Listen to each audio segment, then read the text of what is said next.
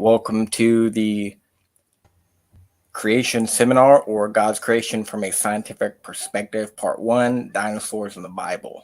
Iger TV, welcome. Everybody in the chat. Should be an interesting one here. Don't know how long we'll go. Certainly have a lot of slides. Iger's probably got a lot of videos. So it's going to be fun. It's going to be mind-blowing. I'll tell you that. If you've never heard of this, you're going to have your little mind blown. Think about just out of the box. This is all based on research. It's well documented. So you can choose for yourself. Me and Iger can be the judges, if you will, and then you can be the jury. Ultimately, it comes down to you. So we don't have a hammer, of course. God's got the hammer, though, and we're all going to see him on Judgment Day. So I wouldn't risk your eternity based off of what you think about a dinosaur. I'll just say that. So, Iger, you want to start or me? Well, I'll give a quick introduction about myself, right? I believed in dinosaurs as they were explained, through the mainstream media per se. I believe they were a race of animals that existed long, long time ago, far, far away, big creatures. But then, after scales started to come out my eyes again about 4 or 5 years ago, then I ran into a video that I want to play for maybe like 5 minutes. It's called, it was by Eric Dubay, who was like a big flat earther back in those days. He's like a Hindu guy, so he's not a Christian, but he was like, he has a lot of videos on the flat earth, pretty interesting, uses a lot of ancient maps and stuff. But anyway, so I saw the video and then I was like, there's no way they're lying to us about that too, and it's a couple of real simple concepts. Just that before 1841 or 42, the word dinosaur didn't even exist. It was the word everybody called big reptiles dragons. And then after that, there's something called the Bone Wars between two guys, Marsh and Cope. And they were kind of like friends and enemies. It's one of these WWE show matches that they post, I guess, because they both discovered, they call it the Bone Wars of the 1800s. You can actually look that up, and there's it's Wikipedia articles about it. I'm not saying trust Wikipedia, but I'm just saying like it's a thing that happened back in those days. So these guys came up with most of the dinosaurs, and again, it's like they find a tooth, they make up a whole animal. The iguanodon was the first reconstruction of a dinosaur, and if you watch the evolution of that thing, how it was presented in the beginning to how they present it to us now, it's like a completely different animal. So a lot of these things. So, which ones would you say do you believe are illegitimate? Like, is it the T-Rex that you do not think is real and that was like fabricated by forensic analysis, like people putting stuff together? Or do you think it was like the raptor? I know you think that the raptor is probably like an ostrich, but which ones do you think are fabricated and which ones do you think are legitimate? All right. Well, just to conclude, right?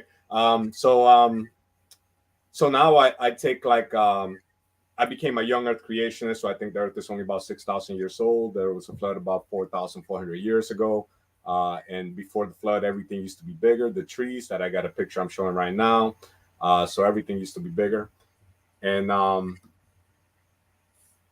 yeah, man, I believe that I believe more in mythology and what historically has been presented than the mainstream narrative. So, for instance, let me share my screen. This is not going to be a video. It's actually just so I can use this reference for like different accounts of dragons in history, right?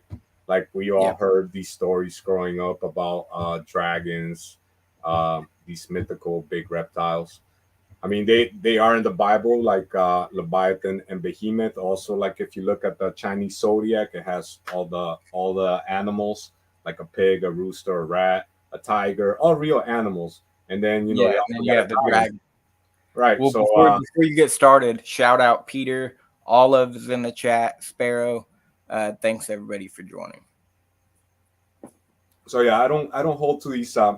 Back to the bone wars before I get off the bone wars too. So these guys, they came up with 100 different animals, and like 70% of them have been admitted to be fake now. 150 years later, they've been concluded that they were fake.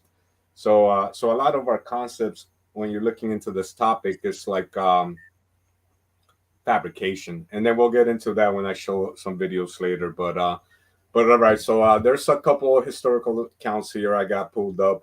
Question: what do these men have in common? And it's not the beard; it's that they all saw dinosaurs. Well, what we call dinosaurs today. But the word dinosaur wasn't created till 1841. The four guys. So we got some historical accounts of Herodotus, Ulysses, Androbandus, Pliny the Elder, and Marco Polo.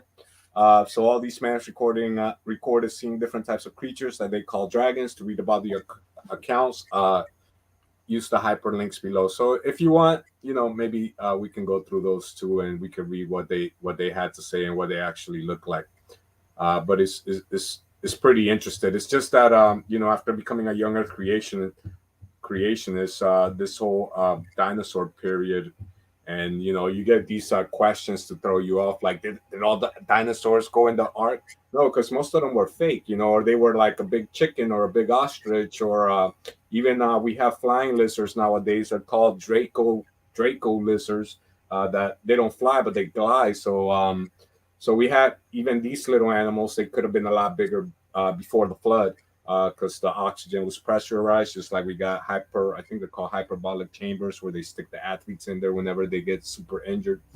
Um, but yeah, so it's pretty interesting, bro. This whole dragons versus dinosaur is kind of like my take on it. I take more of the dinosaurs are mostly fake, but the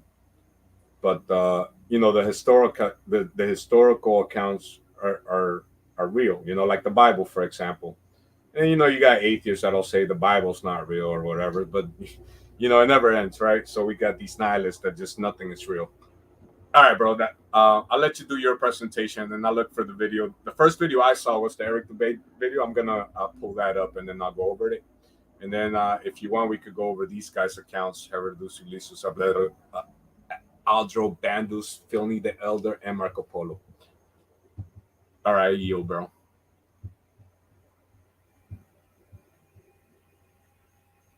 You're muted. You're muted, Chris.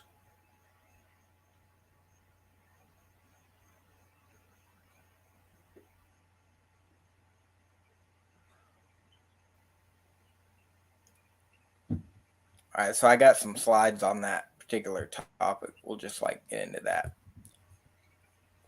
I'm gonna have to scroll down. Oh, are we gonna? All right, go ahead. You want to open the chat, or is there a link in the chat already? If anybody wants to join. Yeah, it's in the top of the chat. I'll pin it here in a minute. Okay, I'll just post it again real quick. But you were talking about Marco Polo. Yeah, we could. I would like to go over those accounts. Yeah, if you have the what they actually wrote about it, that'd be kind of cool. Well, he actually found some figurines that were obviously like dinosaurs, and they still exist today. I'm pretty sure. So, this is kind of what it looks like. And Marco Polo said that the emperor of Babylon was using dragons to pull his slaves.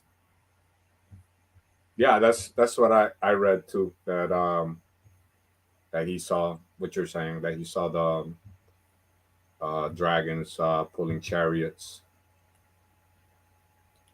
So, yeah, bring that back up. I'll add the screen back on there.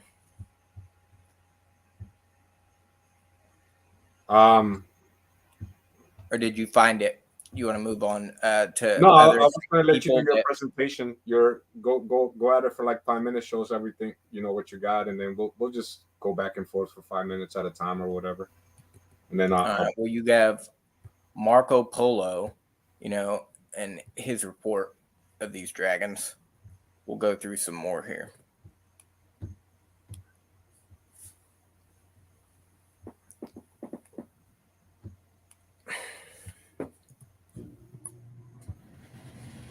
These were at the Grand Canyon. You could find this. Just go down there. The natives, in that area, are obviously drawing these kind of creatures. It's a close up on it. Uh, 15th Cathedral tomb. So that's pretty convincing to me. I mean, they know how to draw a giraffe. Okay, it's not like they don't know how to draw animals with long necks. Like there is, okay, ancient drawings of giraffes, and they do not look like this. So you're not going to tell me this is some kind of other animal. This is a dinosaur. The martyred Saint George, okay, reported to have slayed a dragon. There's this old legend of, Siegfried, like mythical stories, okay, which persist throughout basically every culture on the planet, okay? You have the Chinese, which has this dragon with no wings. Like usually it's fire breathing, and it does breathe fire, but it doesn't have any wings. And you go over to Europe, like where this story is being told, and these dragons like have wings and they fly around. So what's going on here? Because St. George, he didn't report to slay some fire breathing flying serpent. It's just like some scary creature that was in that he encountered like in a cave, I believe. So it scared all those soldiers because it made this shrieking sound, which made them basically paralyzed. And that's the attack method that he reported that it had, that it would screech to the point where it would just paralyze you, and you can't move out of fear. And then it just runs at you very quickly and takes you back to the lair to eat you. Beowulf killed Grendel, the monster, by pulling off one of his arms. They say it was actually like a study done, I believe, to where it'd be pretty easy to pull off the T-Rex, the arm of the T-Rex. If you could just grab a hold of it, you'd probably pull it right off. So maybe this is it. Alexander the Great reported when he conquered India, part of what is now, or conquered parts of what is now India in 326 BC. His soldiers were very scared by the great dragons that lived in the caves. So that's the one that I was talking about. The Epic of Gilgamesh, one of the oldest stories ever written, okay, besides like the Bible. And they would like carbon date it and say that it's older than the Bible, but that's baloney. The Bible's been around way longer, okay? The flood story that's in the Epic of Gilgamesh, just because, you were able to get a carbon date that's older, or even you do have a legitimate manuscript that's older than one of the earliest Old Testament manuscripts, which you probably do, because we don't really have a very Old Testament, like original Hebrew Old Testament manuscripts. We have a lot in the New Testament, but the point is, the flood story in Gilgamesh, it came from the Bible, but that's the underlying point. The main surface, the primary point, is that in this story, somebody's killing a dragon. And it's not like describing it as some fire-breathing creature. They're mentioned 34 times in the Bible, okay? Sometimes in the Bible, they're in the water. Sometimes they're flying around in the air and they're breathing fire. Sometimes they're in desert places, just hanging around where nobody is. So, and then you've already talked about how Richard Owen came up with it in 1841. Now, before that time, they were just simply called dragons by everybody. So the theory is that Noah's descendants discovering these terrible lizards for the first time, they'll come up with this term, called dragon. This will be applied in different dialects throughout all of the cultures because they produced everybody. So we all came from Noah.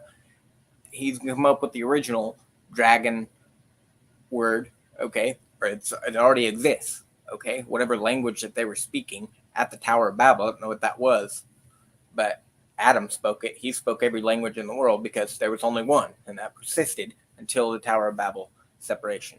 And that's another story.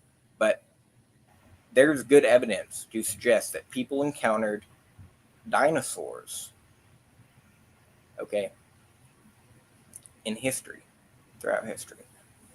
So that'll be part one of my presentation because I have a lot of slides and I don't want to go through all of them just yet or all at once because it would take up quite a bit of time. Did you find that video? Yeah, I did. I got it. Let me see how I can share it. It's a video file.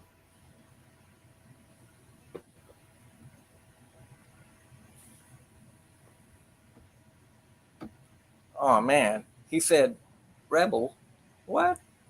Rebel said, dinosaurs are real, evolution is science. Well, I think dinosaurs are real, but I don't know about evolution being science.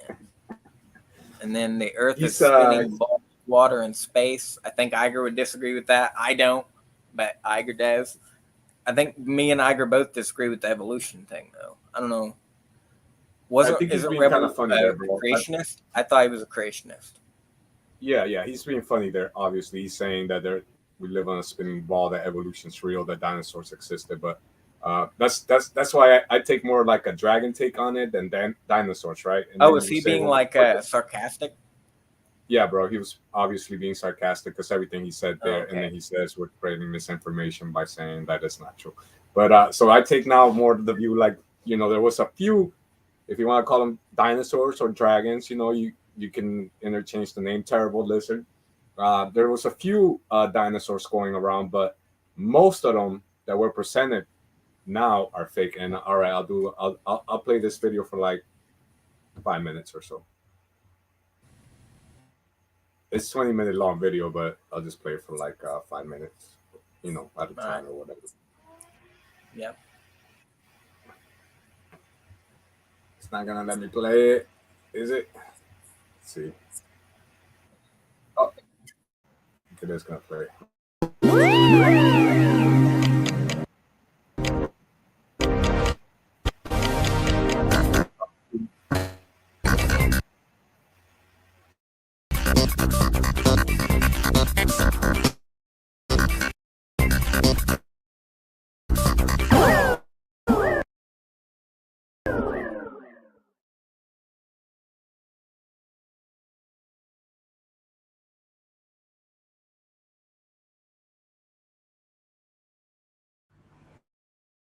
The class Dinosauria was originally defined by Sir Richard Owen of the Royal Society and Superintendent of the British Museum Natural History Department in 1842, or in other words, the existence of dinosaurs was first speculatively hypothesized by a United Museum head coincidentally in the mid-19th century during the heyday of evolutionism before a single dinosaur fossil had ever been found. The Masonic media and mainstream press worldwide got to work hyping stories of these supposed long-lost animals, and then, lo and behold, 12 years later, in 1854, Ferdinand Vanderveer Hayden, during his exploration of the upper Missouri River, found proof of Owen's theory. A few unidentified teeth he mailed to leading paleontologist Joseph Leidy, who several years later declared them to be from an ancient extinct Trachodon dinosaur, which, beyond ironically, means rough tooth. Firstly, it should be needless to say that it is impossible to reconstruct an entire hypothetical ancient animal based on a few teeth. But even more importantly, it is dubious that a myriad of ancient reptile, bird, and reptile-mammal transitional forms necessary for the blossoming theory of evolution would be hypothesized and then conveniently discovered by teams of evolutionist archaeologists purposely out looking to find such fossils. And it is even more dubious that such fossils have supposedly existed for millions of years, but were never found by or known to any civilization in the history of humanity until evolutionism's Masonic Renaissance in the mid-19th century. David Wozni wrote, "Why are there no discoveries by Native Americans in all the years previous when they roamed the American continent? There is no belief of dinosaurs in the Native American religion or tradition. For that matter, why were there no discoveries prior to the 19th century in any part of the world? According to the World Book Encyclopedia, before the 1800s, no one ever knew that dinosaurs existed. During the late 1800s and early 1900s, large deposits of dinosaur remains were discovered. Why has man suddenly made all these discoveries? No tribes, cultures, or countries in the world ever discovered a dinosaur bone before the mid-1800s, and then they were suddenly found all over the world in North America, South America, Europe, Asia, Africa, Argentina, Belgium, Mongolia, Tanzania, West Germany, and many other places apparently had large deposits of dinosaur fossils never before seen. All these places were inhabited and well explored for thousands of years before this time. Why had no one ever found a dinosaur fossil before? According to the book The Dinosaur Project, paleontological journalist Wayne Grady claims the period following this, from around 1870 to 1880, became a period in North America where some of the most underhanded shenanigans in the history of science were conducted.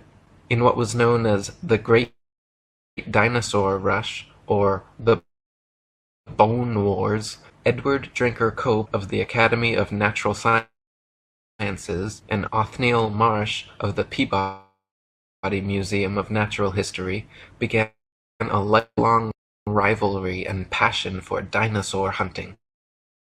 They started out as friends, but became bitter enemies during a legendary feud involving double-crossing, slander, bribery, theft, spying, and destruction of bones by both parties. Marsh is said to have discovered over 500 different ancient species, including 80 dinosaurs, while Cope discovered 56. Out of the 136 dinosaur species supposedly discovered by the two men, however, only 32 are presently considered valid, as the rest have all proven to be falsifications and fabrications. None of them once claimed to find a complete skeleton either, so all their work involved reconstructions. In fact, to this day, no complete skeleton has ever been found, and so all dinosaurs are reconstructions. David Wozni wrote, "Discoveries and excavations seem not to be made by disinterested people such as farmers, ranchers, hikers, outdoor recreationists, building, construction industry, basement excavators, pipeline trench diggers, and mining industry personnel, but rather by people with a vested interest such as paleontologists, scientists, university professors, and museum organization personnel who were intentionally looking for dinosaur bones or who have studied dinosaurs previously. Finds are often made during special dinosaur bone hunting trips and expeditions by these people to faraway regions already inhabited and explored. This seems highly implausible. More believable is the case of the discovery of the first original Dead Sea Scrolls in 1947, which were unintentionally discovered by a child and which were all published by 1955. In some cases of a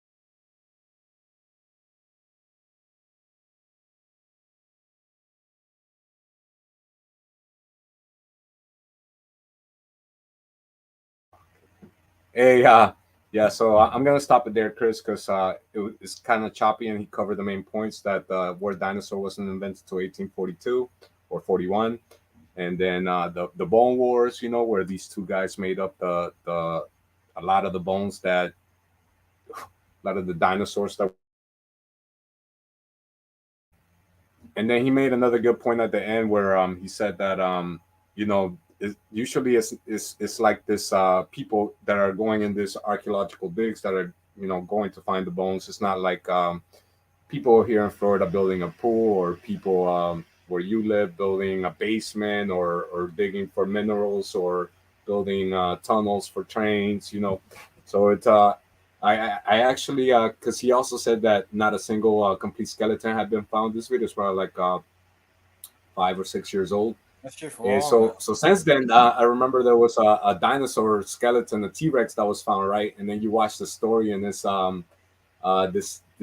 again, this group of dinosaur hunters, paleontologists, they go out to look for dinosaurs. They're there for a week or two or whatever, and then they're coming back, and they couldn't find anything, so they give up. And then they're coming back, and they stop at a gas station to get gas, and uh, this lady decides to walk behind the gas station, and boom, right there, she stumbles across the first complete skeleton of a T-Rex. And it was so much, even back then, it was so much controversy when you're reading the story. So many people were saying it was fake. And Yeah, okay, it's but just, that doesn't that's not gonna compromise you know just like it's not like they're all fabricated. It's maybe you don't have 100% of the skeleton, but we're talking about a good 60% of a lot of these creatures, and they're pretty easy to find in North America where like we live, you know. yeah, and I'm with you. I will say again, like, I do think that some big lizards existed, but I think most of them are fabricated. That's just my take on it. And I believe in the like what you were showing earlier, this historical figurines that people actually saw these animals, but only a few of them. It's not the whole, what they tell us, all these different animals. Again, that's why they like to say, how did Noah fit all the dinosaurs in the ark? And it's because most of them did not exist. Only a few of them existed. All right, go ahead, bro. Well, there's like a let me give you an example. So I have some little dinosaur flashcards here, and They're all cartoons. okay, that's the thing is that's a cartoon. Yeah, Yeah, that is okay. yeah, that's what I'm saying. Like, let's look at the actual fossils and these figurines. I'm with you Are on you saying those. that they don't exist? Because that's just bizarre for you to think that when you can go to it like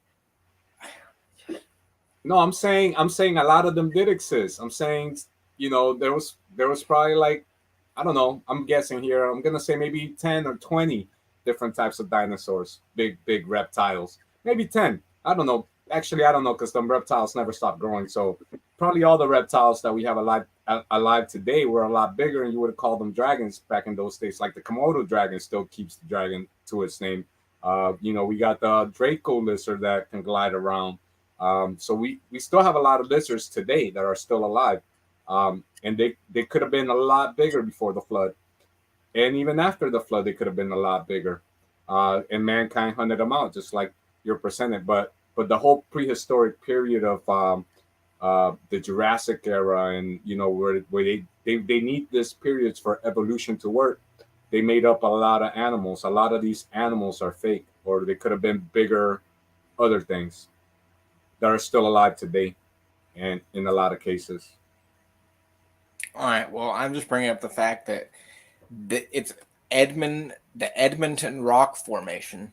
Okay, Yeah, let's check it out. you can go there. I mean, you can go to this. Where is it? I'll pull it up real quick. This one doesn't give a. Edmonton. How do you spell that? Edmonton. I think that Edmonton Rock Formation. Rock Formation. Yeah. Edmentom.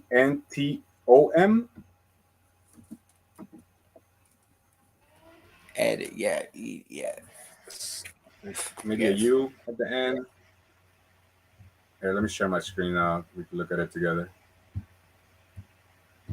But I like your slides actually, because your slides were pretty good. I don't disagree with your slides at all. Like what you were saying, Marco Polo. So these things. So I'm with the belief that whatever big lizards we had, they live with man, just like you. But I also believe that a lot of the cartoons were presented with were some other type of animal, and they just found a tooth or a leg bone, and it's turned into stone. They can't even tell if it was a mammal or a bird or a lizard. They can't pull DNA from stone. So so a lot of these things were just even giants, like pre-flood giants. We got big giants before the flood. So a lot of these animals are fabricated to hide the existence of giants. Well, I'm looking Yeah, at I the mean, Edmonton Rock. I know that there are fabrications for the same reason that there are counterfeit Yeah, for dollar sure. bills and fake Super Bowl tickets.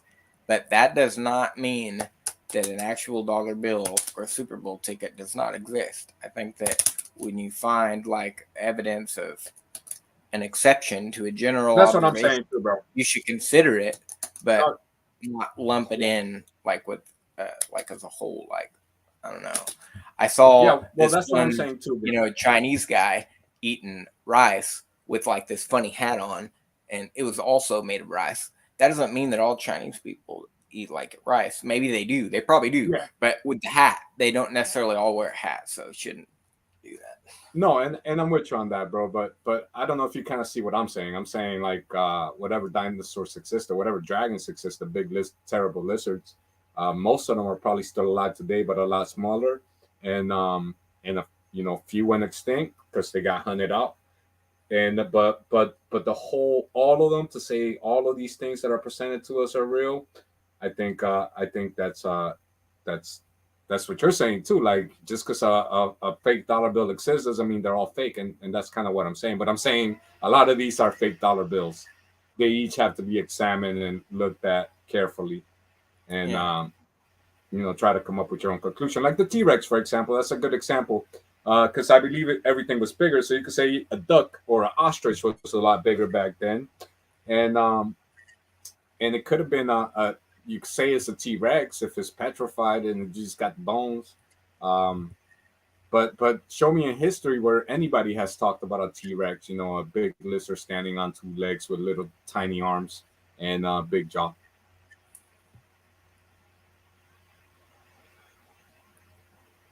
All right, yeah, let's go back to your slides, bro, because I do enjoy your slides because, like I said, I like the reference to like the little figurines and stuff you were showing. That was pretty cool. All right. So the average age before the flood is like 912 years. If this is true, and people live to be that long, it could be just like Iger was saying, that dinosaurs were big lizards that lived before the flood. They're no longer able to get this big. This does not go for all dinosaurs. Okay, probably like a small percentage of them actually exist as little tiny lizards today. Some of them But they were big lizards, so they had to go extinct sometime after the flood. We'll get into that. But dinosaurs on the ark, for instance, like that's not a problem to get dinosaurs on the ark because you don't have to bring the biggest ones. You just bring like the babies, for instance. That would be practical to get everything on that boat. I mean, that's just common sense. Maybe the woodpeckers will be a problem, but it's not going to be a big deal for Noah, who's like 600 years old. So he brings 2 of every unclean, 7 of every clean kind of animal, not species, onto the ark, which would include dinosaurs. It says about the Apatosaurus that the baby was very tiny compared to its huge, long-necked parents, but it grew quickly. In just a few weeks, it grew from the size of your pillow to the size of your bed. It's growing quickly, but you got like a year to get this thing off of the boat. I mean, you obviously do not bring a full-grown Apatosaurus. That would just be ridiculous.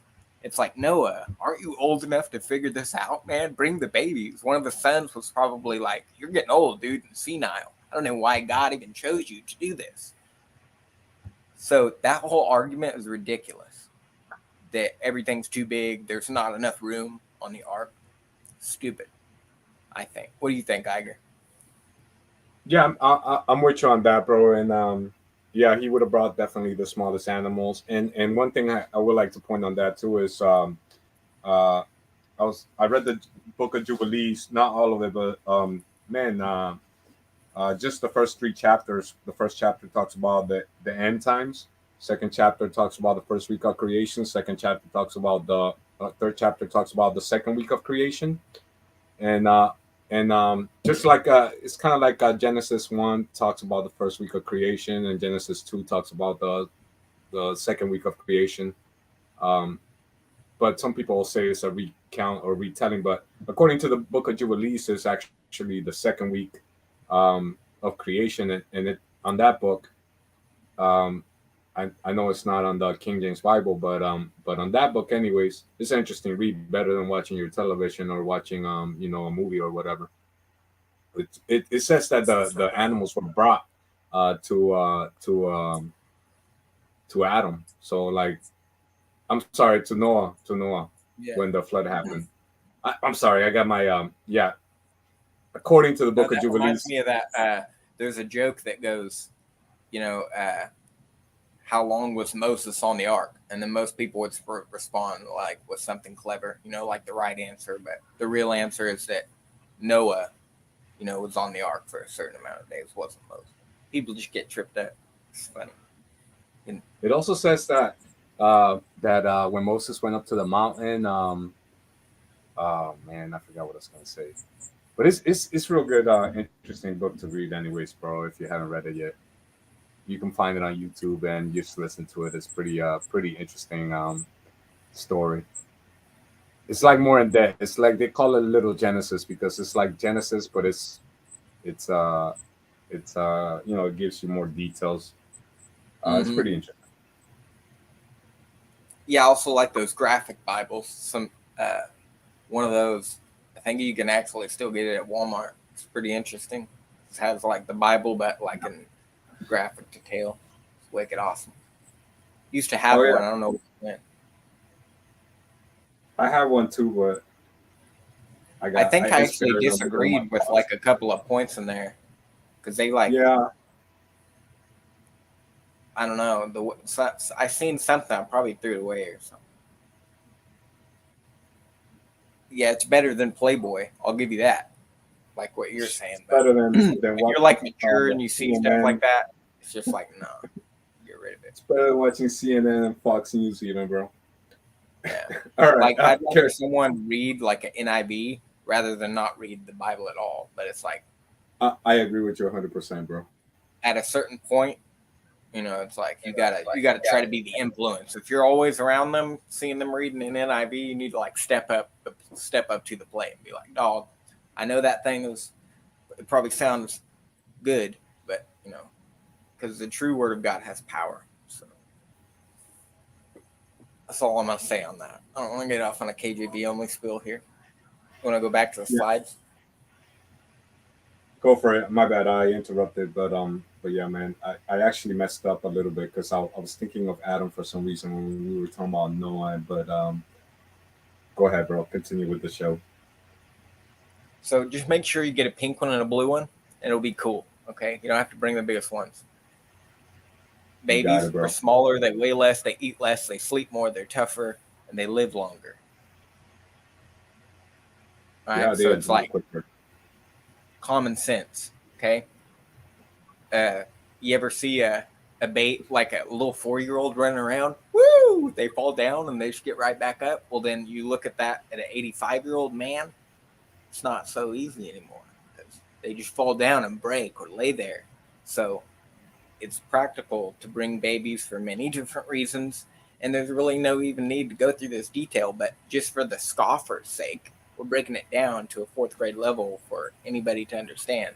You know, it's ridiculous for you to say, well, how could he fit all those animals on that boat? You're just displaying a lack of basic intelligence at that point. It's not, in the ignorance of methods, other methods to which you could get all those animals on the ark. It's or it is in the ignorance. you know, you're just totally ignorant of how you could do that. Here's a baby elephant, for instance, baby giraffe. You don't have to put it in a sling, okay? So when the boat's going all crazy, it doesn't break its neck. You just bring a baby giraffe. Understand? Understand. Scoffers that hate the Bible talking to you. This is not good for you to believe what you believe. The Bible says in all nostrils was the breath of life. That's what he brought on the boat. It's an insect, breathes through uh, the skin. Okay, so it doesn't breathe through the skin. They survived just fine in floods. He didn't take 400 pairs of dogs on the ark. Mm-mm. No, straw man. Stop with the straw man. Stop with it, okay? Because he didn't bring 400 pairs of dogs. He didn't bring all of the species in the world. Listen, he brought 400 pairs. No, that's not what he did. He just brought the 2 pairs, okay, of the dog kind. I know you don't think that the word kind is legitimate, okay, but it is, okay. Animals that are able to bring forth. You could generally like look at animals and tell what kind they are just based on what kind of baby they bring forth. Now, you want to find me an exception of the same kind of rabbit? No, it's a rabbit, but they can't interbreed because they live far away. That's one exception to a general observation. So you're saying, oh, because these can't interbreed, therefore it's not a rabbit. Are you retarded? I'm sorry, because that's not good knowledge. That's not good intellect. 2 pairs, okay, of a kind. Zebra, horse. Listening? Zebra, horse. Same kind. Oh, the skeptic will say how did Noah fit millions of animals on the ark? Only land animals, that's no fish, no bugs. You bring babies, 2 of each kind, not species. Problem solved. So where's the argument now? Of course, they would go on some other tangent of something else at that point, but what we believe beats what they believe, which is that everything started from a dot that exploded from nothing. It says in Wikipedia that the universe was contained in a single point. What it says in science, howstuffworks.com, the Big Bang is an attempt to explain how the universe developed from a very tiny, dense state to what it is today.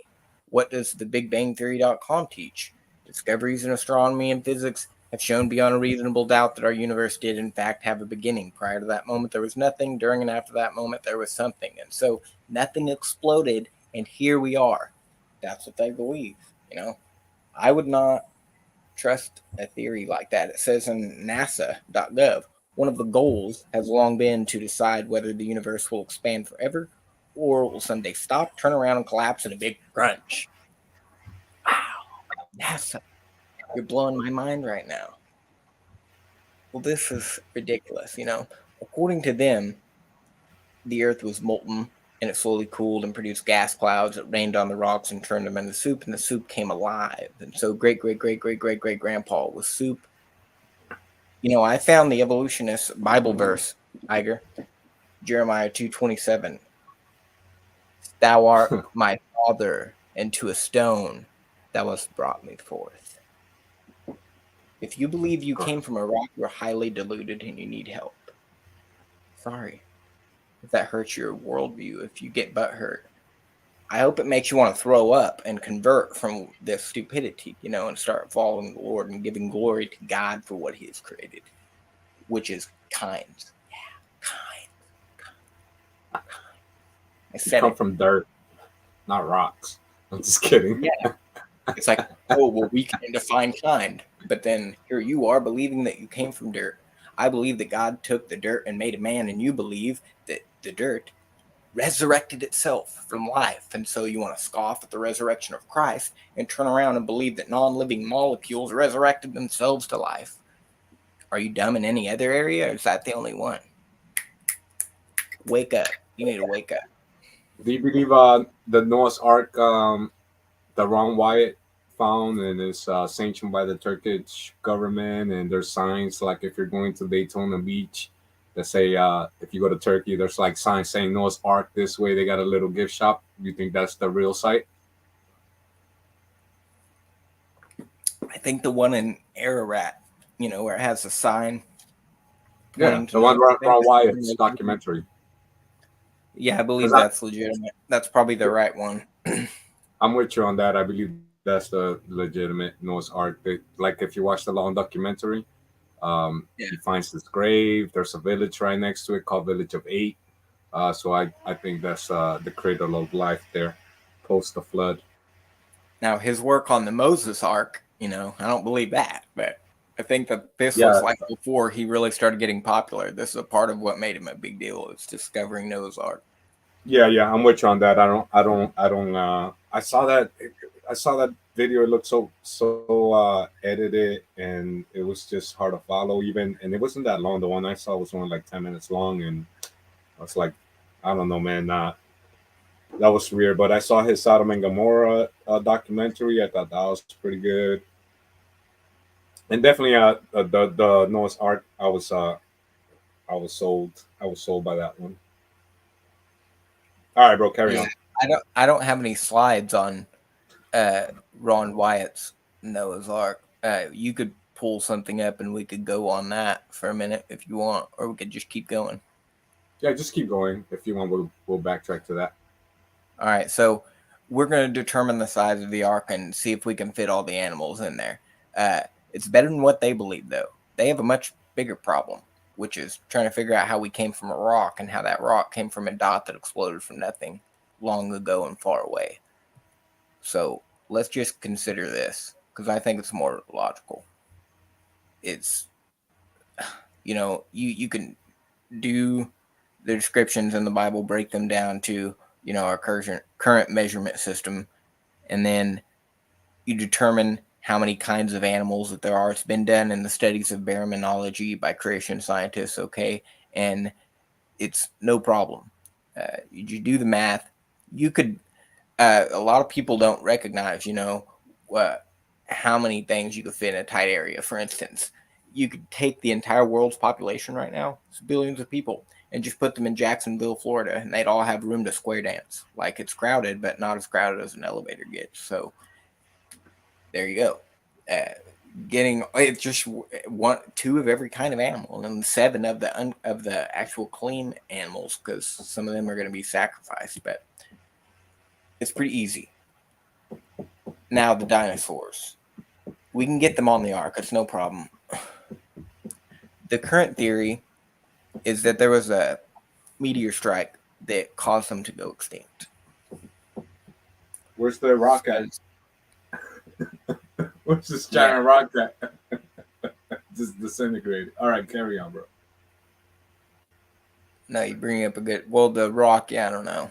It's this huge crater is actually like buried with a bunch of dirt. Like, you have to use ground penetrating radar, I'm pretty sure, to even determine this. But it's not the only crater. It's not the large crater, maybe the largest, but where's the rock at? Where's the rock at, bro? That's what I want to know.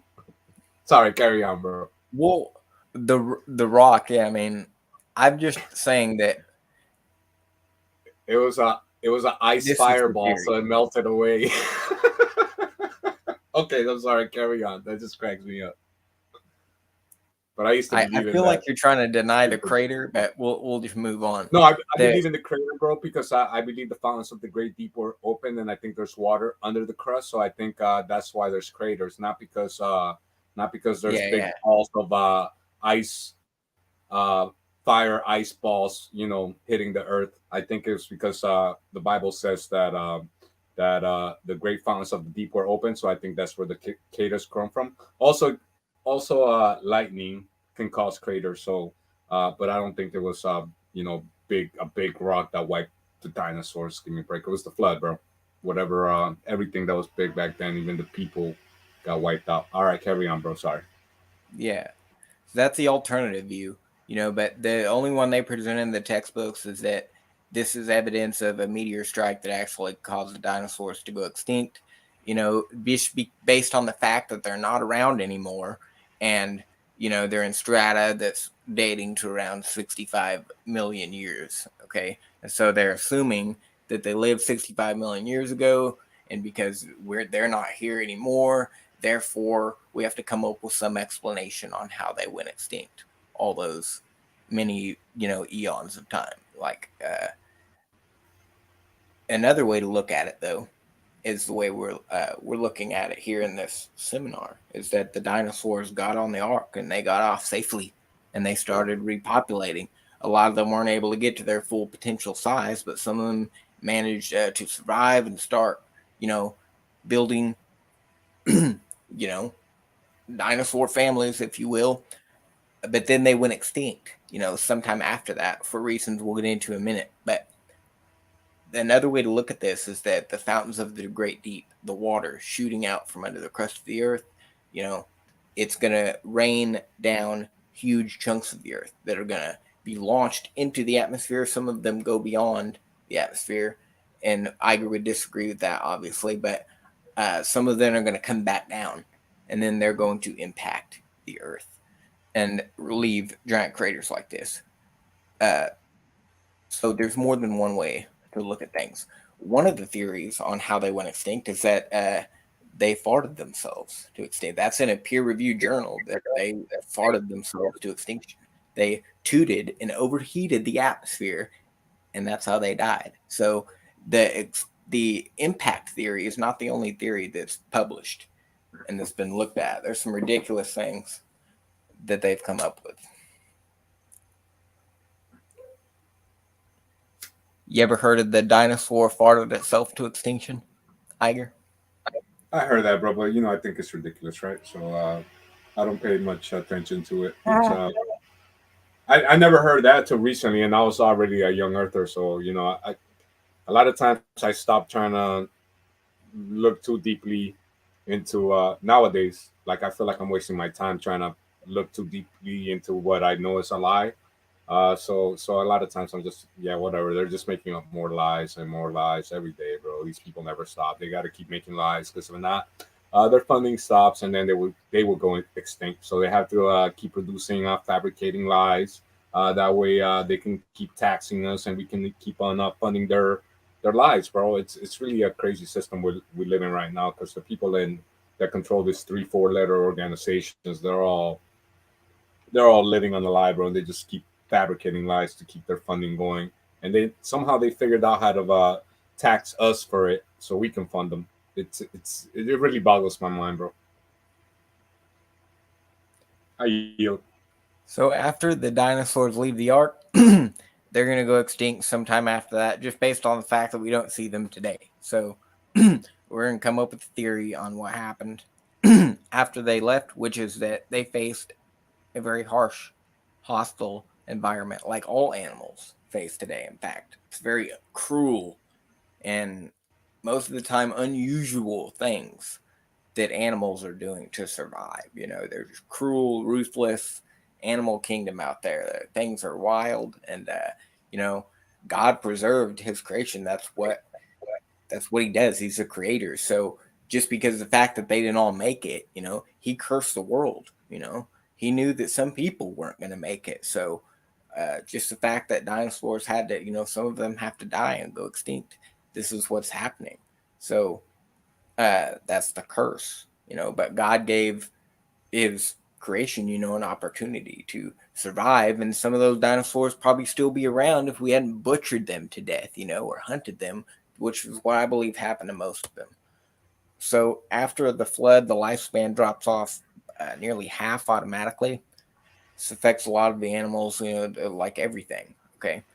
But climate changes, and then much more were hunted. This is how they went extinct theoretically. That's why there are thousands of legends of people seeing or slaying dragons.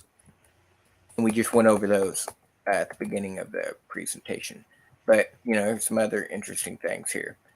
The Ica stones been examined, okay, with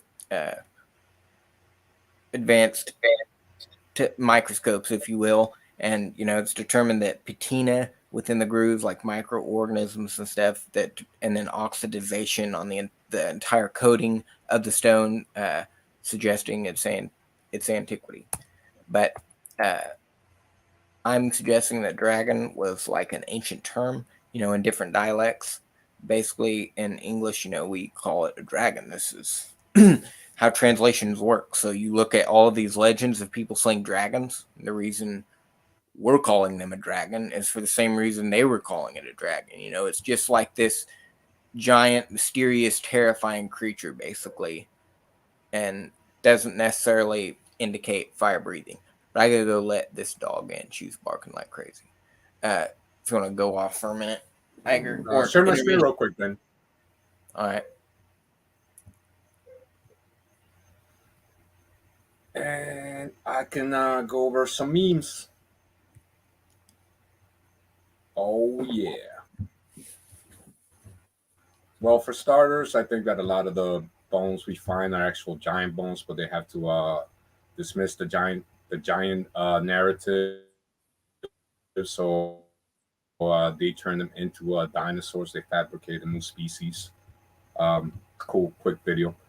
Before the Great Flood, everything used to be bigger. The lizards were bigger. The Komodo dragon was bigger. The alligators were bigger. I think there's the biggest alligator pre-flood was the fossils we have are like as big as a bus. So yeah, these things used to be huge. We got the Nephilim that when the angels came down, made it with mankind, made these giants. We got a lot of folklore fairy tales and a lot of these weird pictures of people seeming to have found these. Also in America, man, there's like giant mounds they're called, where they actually discover these red hair giants. So it's pretty interesting. The whole how part of the conspiracy for the dinosaurs never existed is how they turned these dinosaurs into I'm sorry, the giants into dinosaurs. But I will say that I do believe that the lizards were a lot bigger. So and plus we got these historical accounts of people hunting down lizards, dragons. I mean, so that makes sense to me. I'm not gonna call all. I feel like a lot of the lies really got heavy because in the early 1900s, late 1800s, that's when these people seemed to get a good foothold of academia, and that's when they started to fabricate a lot. They had access to the media, pretty much controlled all the media. David Rockefeller monopolized the media and the educational system and the pharmaceutical system and the oil in the early 1900s, late 1800s, turn of the century. But yeah, plus they needed it for evolution to work. Works hand in hand. These people hate us, hate humanity. I don't know why. They just want to control everything. Let's see. I'll go over this meme here. I don't know what it says, but I've saved some. The Dino Swap. The long recorded history of dragons has been swapped out by the theory of dinosaurs. Before 1842, everyone referred to these fossilized bones as dragon bones. There is historical records that dragons were real, but only theories about dinosaurs. This one's just funny.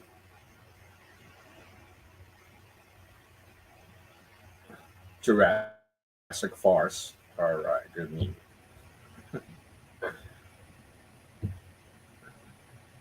I'm just not a fan of the age, they've ascribed these dinosaurs to say that they lived millions of years ago.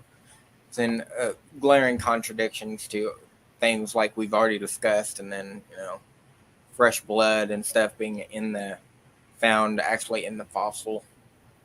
Carbon, 14, which as like total lifespan is like 100,000, 70,000 years max, and it's being found in these dinosaur bones. So there's a lot of non-observable. You believe in giants before the flood, right? You hold to the Genesis 6 talks about the angels falling down, mating with mankind, created Nephilim, and they were the giants. Yeah, you got to stay away from most of those videos, though. You want to look at like a more of like a, I don't know, that megalithic UK guys that I was telling you about on that one stream a while back. They're really good, but a lot of these people are like wild, They're like, start talking about giants, and then they're like the Book of Enoch, and they were like 32 feet tall, and then they give examples of the ones that are known to be hoaxes. A lot of those images they will project in their videos, and that's not good to do. You don't want to put something up that's known to be a fake. So I don't a lot of those videos and stuff I don't like, but certain of them, But like you I do have a believe book. that there were giants. Like how big do you think the people used to be before the flood?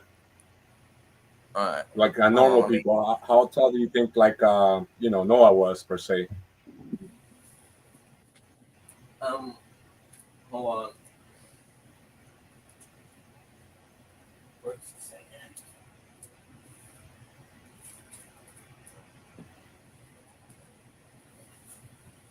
at? All right, so I think, let me get this out. These pages here. I have a little graph here. So these were found, in North America. This is kind of the chart that they have to describe like the height of each individual skeleton that they've documented.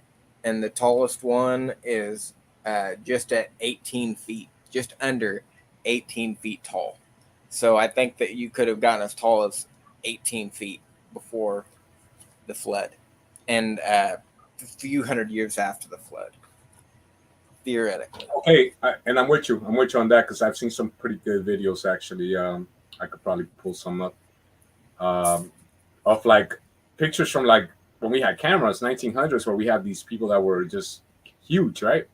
Not that huge, maybe like 10 feet, I would say 9 feet, somewhere around there. But all right, but take it. You got now. You're saying that Noah could have been up to 13 feet tall, right? So what is it? 30 feet? No, like more like 13. 8. What you just say? You yeah, just showed 13. Me a picture. Yeah. They said that they actually found the grave of Noah and his wife, and they were both like 8 feet tall. He was 8 feet. She was like 6.5 or 7. Okay, now what about the Nephilim? How tall do you think they got to be? I don't believe in the Nephilim. I believe the Nephilim, like not in that. I believe there were giants. I do not believe those giants were Nephilim, nor were there other giants that were like. So here's the thing. What do you make of Genesis 6 when it talks about the sons of God? I do not believe that those are angels coming saw in. That the woman. That's the most ridiculous theory that's ever existed. I mean, it's in the Book of Enoch, like in that, but you don't hold to the Book of Enoch. No, that book is ridiculous. Oh man! In that book, it says that they're literally giants that are like 30, 40 feet tall. Correct. That's what happens when the angels made it with mankind, made super giants. You're already saying normal people were giants, so imagine the Nephilim, bro. They got to be super big. That's where we get all the giant myths where they're super That's crazy a talk. strange doctrine. Strange. All right, well, we can go over the Book of Enoch, and No, it's pretty I interesting do story. not want to look at the Book of Enoch. Now, I will say this, bro, and I think I told you before, but for anybody else that's listening, like the first Book of Enoch, it's in the Ethiopian Bible. Um, that one I will say it's a good book. But then you got like second Book of Enoch and the third Book of Enoch. So supposedly the second Book of Enoch was written by either the second or third Book of Enoch was written by a rabbi priest, and then the third book was written by a bad Enoch. There was a bad Enoch from the line of Cain. But only the first Book of Enoch I think is good. I don't think the other two books are good. But I just wanted to say that, and then we can carry on with the giant presentation. Yeah, I don't have like a problem with them in general as a book. I don't have a problem with it, but people would try to say that it's the word of God. You know, like Enoch was commanded to write all these words from God, and then they were to be preserved. I don't think so. I think there is. Can I say just the first one, not the yeah, actually, because if you ever do read the Book of Enoch, he goes up to heaven, ask to ask, because the angels, the fallen angels, send them up there to,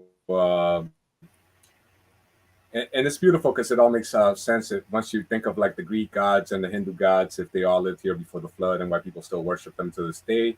But anyways, so the fallen angels, short version of the book of or some of the Book of Enoch. That thing is so long, bro. It goes over a lot of stuff: trees, plants, stars, heavenly movements.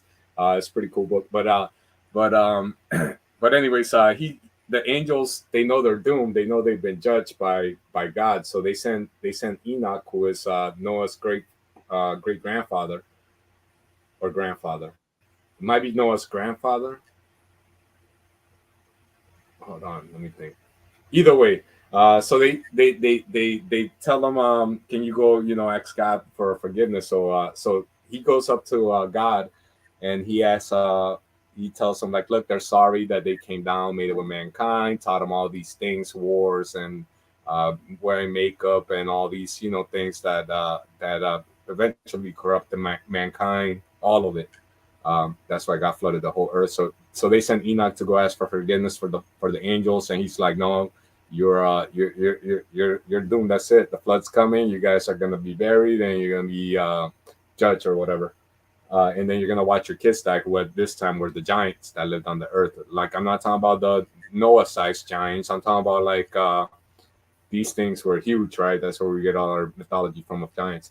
And then after he goes up to heaven, he comes back down. He's allowed to stay here to tell the people, Noah and his family, what he saw, and then he gets taken away again. He's one of the only few characters in the Bible that go to heaven, but it's actually in the Bible where it says that Enoch was carried away. That he didn't die. He just he got taken up to heaven, and then I think Ezekiel got taken up to heaven, and obviously Jesus, even though he died, then he came back, and then he got taken up to heaven.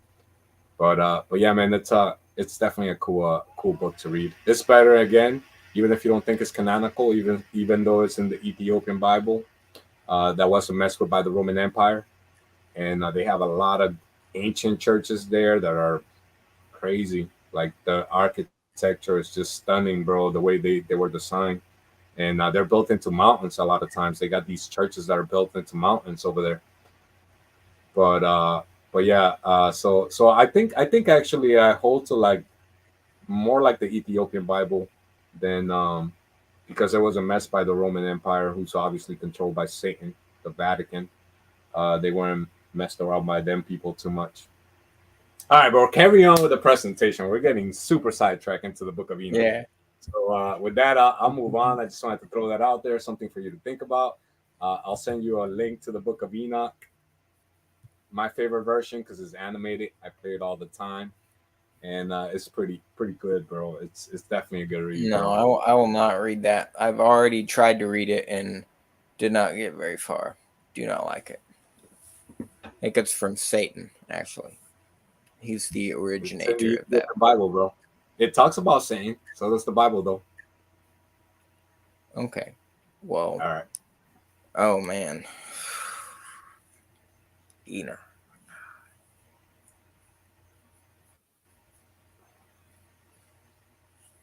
Hurts my All hand. right, dragons or dinosaurs, bro? I'm gonna call them dragons from now on, bro. I'm not gonna. I'm gonna try to stay away from this word dinosaurs, bro. Dinosaur. I think that's a word from the pit of hell, bro. So you have dragons in the Bible. Sometimes they're mentioned in the waters. Right here, it's talking about dragons in the waters.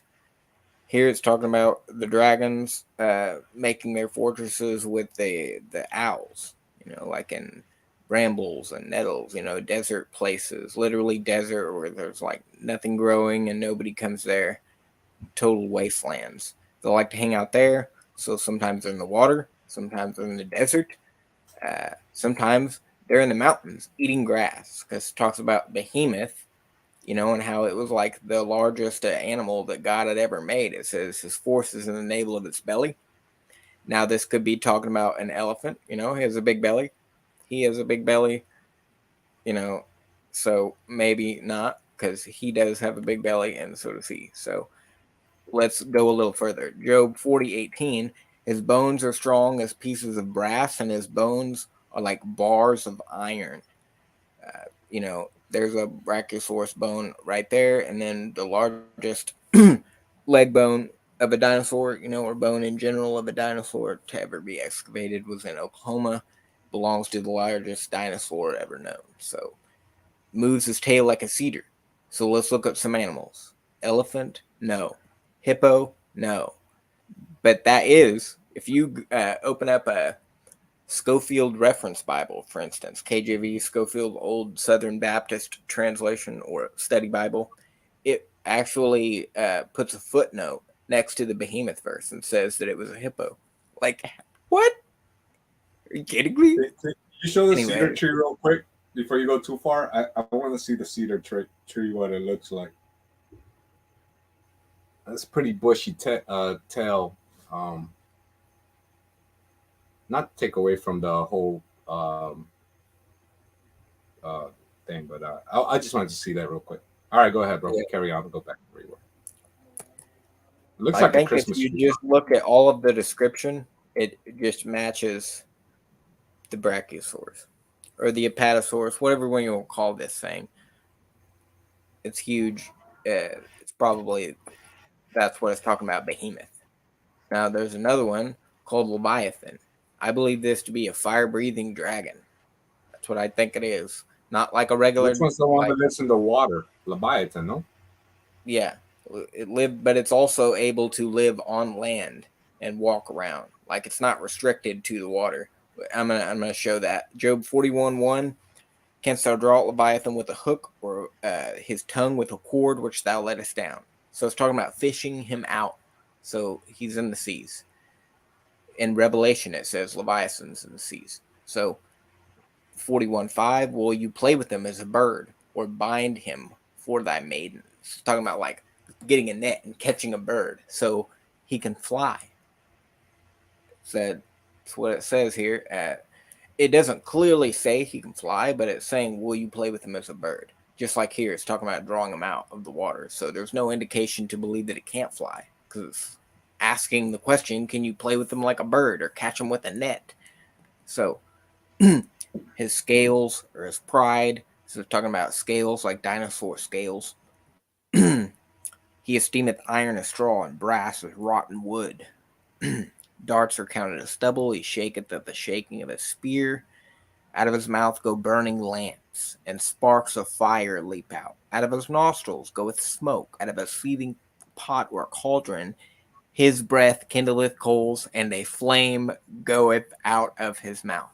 The Bible is being very clear what this is. Same creature that they was depicting over, you know, in ancient European countries. The dragon, the fire-breathing dragon that flies around. That doesn't mean all dragons were fire breathing. Just means that this is one that did exist at some point. Maybe even has some children, and there are other dragons flying around. I doubt that. I think Satan is the only fire breathing dragon that actually existed. He is Leviathan. That's my personal opinion on the physical appearance of Satan. That's not really where this is going, but in Job 41, it says he's made without fear. He's a king over all the children of pride. His heart is firm as a stone. And then in Isaiah, it said that the Lord is actually going to punish Leviathan, the piercing serpent, that crooked serpent, and slay the dragon that is in the sea. So you have Satan here being identified as a Leviathan.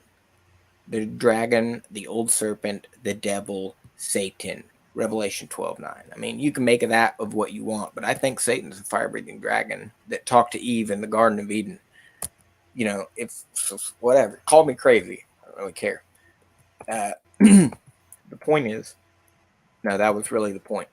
That Satan is like a dinosaur, but the fire-breathing dragon, you know, it's just a dinosaur. It's the most special. It's like it says it was the most subtle of any beast of the earth. So the Bible says that he has like harps attached to his body, you know, like he's like a walking musical instrument, like an animal.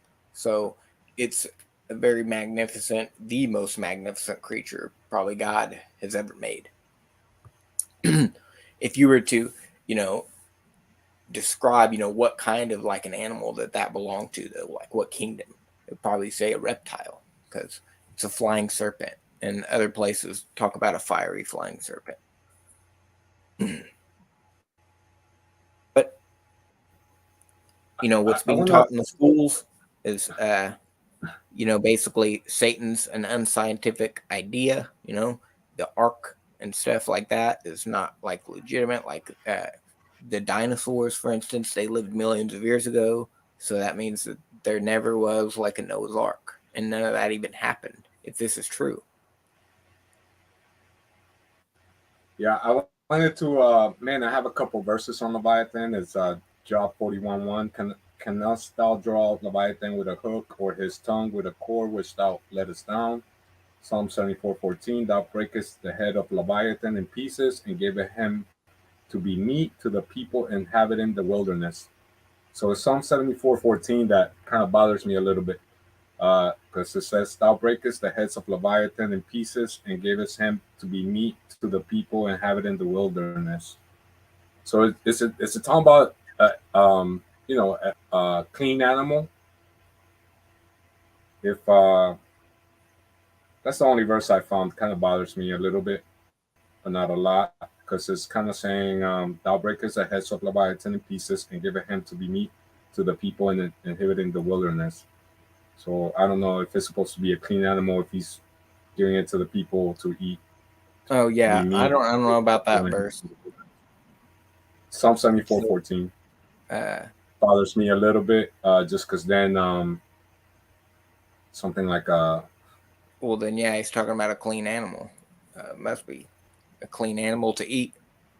Then again, there's people in the wilderness, so would it necessarily have to be a clean animal? Do people in the wilderness follow the law? Not. Yeah, it wouldn't even matter anyways. So I might have to read more about it. But that one, just somebody brought it to my attention because they were saying that Leviathan was it was the Samoan Watchman. We did a stream like this about 2 or 3 months ago, and we were just talking about dinosaurs and dragons. And he brought that out to me because he said that he was watching a video, and it had like a movie clip in it, and it was from a movie. It showed this cow, like a ancient giant cow, bull really. But if you ever seen like a wild bull, they don't have this, you know, the two horns we're used to seeing, like the bulls chasing. They have these weird, crazy looking horns. And in the movie, anyways, it showed this thing coming out of the water, sort of like a hippo would, where it's just kind of creeping out of the water. And he's like, he kind of, and again, he wasn't like saying it had to be a cow or a giant wild bull, but it bothered me. It bothered me because of that verse, just because it kind of implies that that God is giving it to people to eat. so it would have to be clean. But then the saying is for people in the wilderness, so I don't know if it's just like a survival type of thing. Um, but it just it stuck in my head anyways. And I all right, mean, the bro, Bible carry on. often speaks like in, proverbs, parables, etc. And yeah, So it this in doesn't even Psalms. necessarily have to be literal. I don't think it is, because the Bible's, you know, literal in another place about what will I've physically never happen seen to a cow breathing fire. you. Yeah. All right, carry on, bro. Carry on to the seminar. I just wanted to bring that to your attention too, because it still bothers me a little bit. Yeah, I just wouldn't take it literal then. So other ways you can read it, unless the context suggests that it's literal. I don't know. Have to look at that one. Let's look at it real quick. All It's right. Psalms 74. Pull it up. You don't have to share my screen. Just I'll just let the thing read it.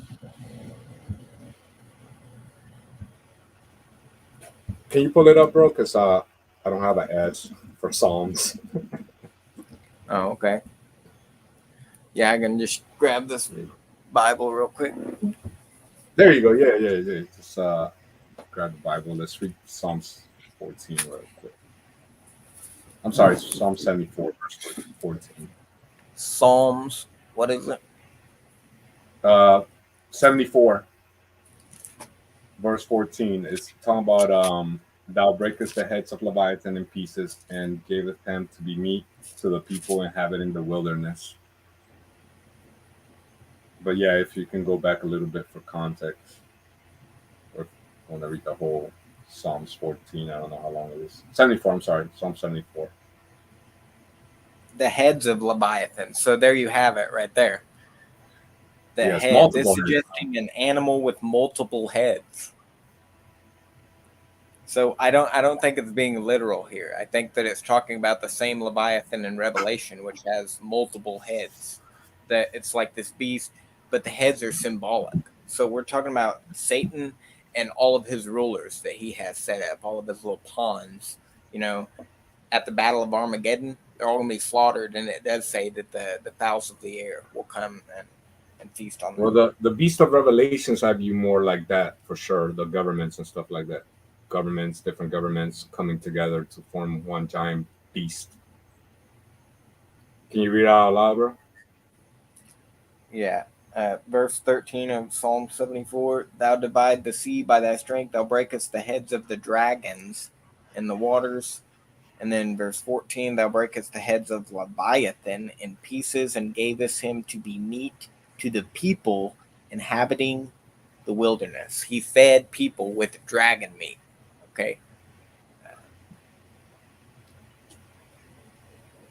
What's 15 I'm say? guessing that God used dragons back in those days to feed people. That's what That's what I get from this verse here. That's what he was doing. What's verse 15 say? What? The next verse. Oh, it talks about cleaving the fountain and the flood and drying up mighty rivers. So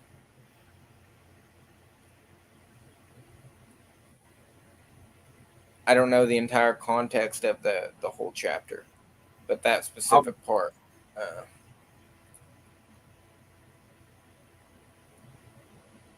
I mean, it's a psalm, so this is like a spiritual song. It's made to be played like an instrument playing over it as it's read or sung, one of the two.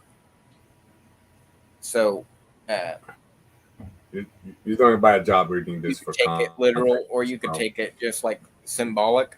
It's probably literal though, and some. I mean, it means something too, obviously, which is that God will take care of us, even if He has to take, a plesiosaurus out of the water, and feed us with that. Like that's a lot of the reason probably why dinosaurs went extinct is just because of the fact that they were hunted. There's a lot of hamburgers in a brontosaurus, for instance. You got to think Like the about, Flintstones. where you're living. Yeah. Psalms 14. Now I want to move on to another Go for it. Go topic for it. on the dinosaurs, though, which is some of them possibly still being alive. The Oh yeah, Congolian swamp in even the Africa atheists is about 50,000 square miles. It's pretty huge, and a lot of it is unexplored, like 80% unexplored, probably even by the government themselves, because you're going in there and the mosquitoes are like 1,000 a minute just bombarding you. The humidity is ridiculous. And I promise you, you do not want to be in the Congo swamp for any more than 2 or 3 days. So there's probably a good reason that animals in general don't come out from this area. Like, you know, there's some Steve Irwin video where it's like, going to the Congo swamp today. We're going, 20,000 miles in and we're going to see what we can do. Well, he's going to die out there before he gets out because it doesn't matter how much technology you have. You're in a swamp and totally harsh environments. You're going to have to be like on a boat. Can't bring any cameras. They're going to overheat in a heartbeat. Like, this is not going to happen. You're not taking pictures. But the locals report of a creature they call Mokele Mbembe. You show them the picture of the long-necked dinosaur, and this is what they say that they see in that area. You can take it or leave it. But we're talking about an area that is just like not explored. So there's panthers in Oklahoma, but I never seen a panther. That doesn't mean that they're not roaming around in Oklahoma. So it could be. I want to say I do believe this is one of the animals that existed, bro. I think this is one of the animals that existed, and it probably still existed till afterwards. It looks like the one Marco Polo was probably talking about, and all these other people we talked about earlier. It resembles something like that. What about this one in Kenya, Africa? Pterodactyls. Yeah, go for it. They report that there's these creatures that fly around like vultures at night. They're very giant. They look like huge bats, like 50 times the size of a normal bat, obviously, because they're pterodactyls. So they're saying that if they fly around and just dig up corpses, if they don't get buried deep enough, or, wild dead things are laying around. It's reported. It's out there. And there's, people have gone and investigated it, of course. Not as many as have investigated this creature. There's actually been expeditions where they literally did go into that damn swamp and tried to find this creature, Wasn't successful for the reasons I've already stated. It's a pretty difficult damn task to do. I don't care who you are. You'd have to have Superman to probably explore that. I mean, or like NASA. They'd have to get their suits and go in that thing. Maybe they can make another fake video while they're doing it. But New Zealand, 1977. This was drug up from the ocean and it appears to be a plesiosaurus. The guy who did the sketch, this is what he depicted. So some say it's a baskin shark. That's like the secular consensus, that this was not a plesiosaurus, just a baskin shark. But the guy who actually seen it and did the sketch said it was a plesiosaurus and drew it. You can take it or leave it. It's a creature. This is a picture that was taken, so it's a strange creature. Here could be a plesiosaurus. And then, you obviously Loch Ness monster stories. They exist. It could also be a plesiosaurus. I'm just saying that there are animals out there that we don't know about, and some of them could actually be dinosaurs. Oh my God, everybody just freak out and run in the other direction, go to the other channel, because I just lost mine, My elevator don't go all the way to the top, obviously, because I try to think outside the box. That's all I'm saying. Could be out there, and it's fun to research. I mean, even Discovery Channel has some stuff on the Mokele Mbembe thing. You can even go to similar places, and they'll be talking about this. So it could be true. I remember when I was little, bro. I was fascinated by the Loch Ness monster and whatnot, man. and I still am, because But I think these things live with man, not in some prehistoric, Jurassic era or whatever. You know what I mean? And there's a question from Peter on the chat for you. It says, if you, Chris, can I ask you, think it was the flood or the meteor that killed the dinosaurs? That was, Yeah, I'm trying to find that comment again. I seen it earlier. it's just, and what's up to the Samoan Watchman? Nice to see you. I was telling Chris how we did a stream like this about 2 months ago or something like that before I got deleted, from Iger Television. Subscribe to Iger TV, bro. Tuesday flood that killed the dinosaurs. The And if you meteor, want to join, I'll that put a link crater out was there. caused by, the material launched from the Earth fell back down, which obviously is going to create a lot of volcanic activity just because of the sheer size of it, which will release a bunch of ash, and it will layer a lot of the Earth. Okay, probably everywhere. This ash cloud would just lay down, and then other sediment. Obviously, a global flood is happening, but it just because it's flooded in one area doesn't mean that all areas are submerged in water. Some of them are like exposed to dry land and then they just get covered right back up with the tides. But the point is that there are other ways to look at it. I think that the flood destroyed the dinosaurs. That doesn't mean that there weren't dinosaurs preserved, though, because some of them, or all of them, all of the kinds of dinosaurs got on the ark, got off of the ark. But the ones that are in the fossil record, even though it really isn't a record. I'll say that, but just for practical purposes, trying to break things down in the fourth grade level. All the dinosaurs we find in the dirt, okay, their bones belong to God's creation before the flood, which was then rapidly buried by water and mud. That's what I think. That's my theory. Yeah, and my position is a little bit different. If I can respond, push back, my position because is that all the dinosaurs that really existed were still alive, and a lot of the dinosaurs were fake, and they just didn't grow as big after the flood. Neither did people. People didn't. They just started shrinking. Everything's evolving from God's perfect creation. And but I do believe that whatever dinosaurs did exist, whatever dragons and lizards existed, they probably went on the ark with Moses. And a lot of these things are fabricated, just like the moon landing. Ha! All right. Yeah, I believe God created the dinosaurs. You can definitely need to look at all of the options. Just choose which one correlates better. This is the way that you So take. much of the water has been muddied on this. Hold on, I'm breaking up.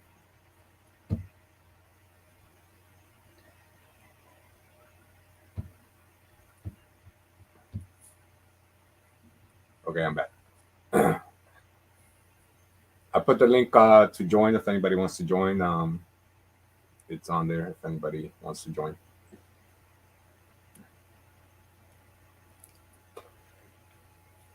But yeah, man, it's interesting topic, bro. It's fascinating. I'm intrigued by the whole dinosaur dragon giants debate or even conversation. It's just fun to talk about. I'm not gonna be It's a having fun that dinosaur debate tomorrow because like my work schedule. But he actually put up another tag team debate, which is happening next Saturday. It's on the age of the Earth. Okay, that should be fun, bro. So modern day debate next That's a Saturday, big like channel, 10 big o'clock, debate channel. 9 p.m. next Saturday. something like that. Yeah, yeah, next Saturday. So this Saturday. No, because today is Wednesday, not this Saturday. It's the next Saturday. Next Saturday. Okay, got you, bro. This Saturday is the flat Earth debate with me and Peter. All and right. I've already watched like that Impossible documentary. I haven't had time to. I started like today, like looking at some stuff, and I watched that whole video, and I gotta break everything down. It was said and try to like investigate it. Man, if you watch that'll at least open up your mind for it to at least be a possibility. And when it comes to the AE map, because that's where we all start as flat earthers. I don't think the AE map is 100% correct, but it's a good place to start. So just keep that in Here's mind. But definitely, there's no curvature. We don't. I don't want to turn this into a flat Earth debate, bro. Anyways, no, moving I on. do. I actually do because I don't have Right anything now, dinosaurs. I need I to got get this off my chest because I just watched I a got some more on documentary that dinosaurs. greatly disturbed me today. I don't like what I seen. It, and I just want to explain why as calm as I can. And that I'm still researching it. I'm not saying it's wrong yet. I'm not saying that, but some things that caught me If off you want, guard. I could play it in the background. So I'll type What these in the happened? Tell comments me about it, bro. Now I'm kind of curious. Okay. You So the number one thing, first of all, it's not like top on the list or whatever. I don't have them rated, but one of the things that flat earthers believe is that satellites do not exist. Why, Iger?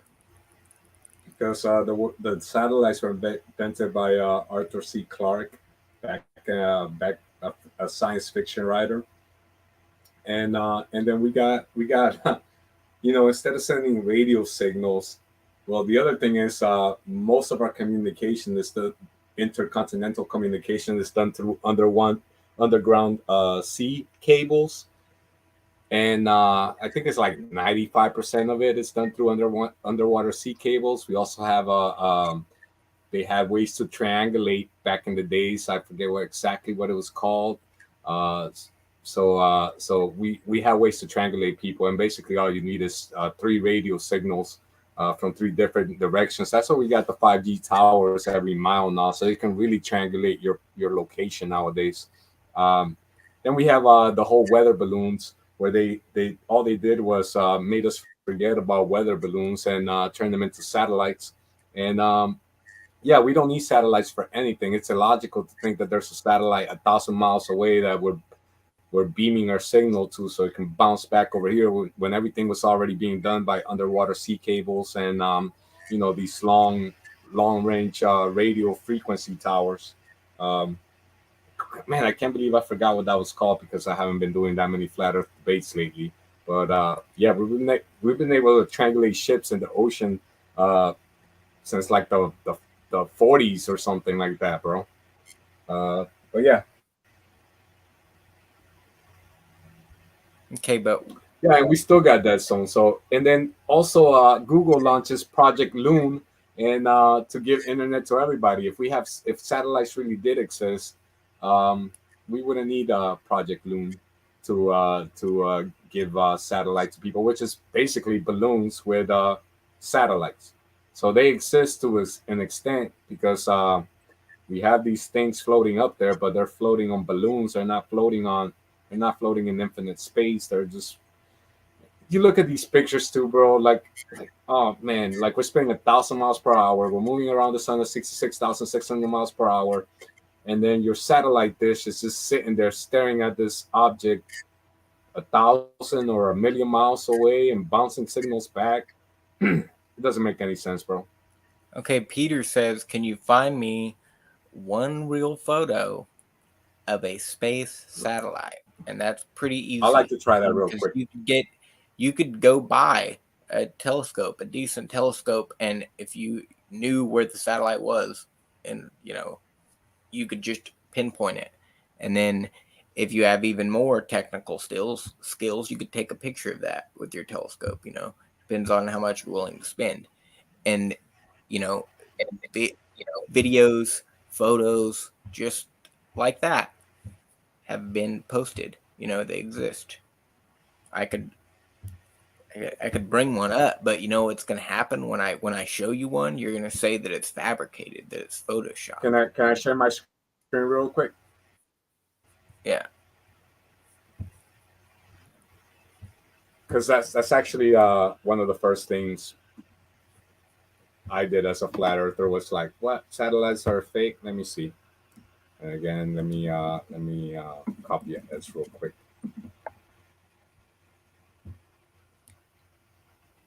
Okay, I got this. Give me a S. S.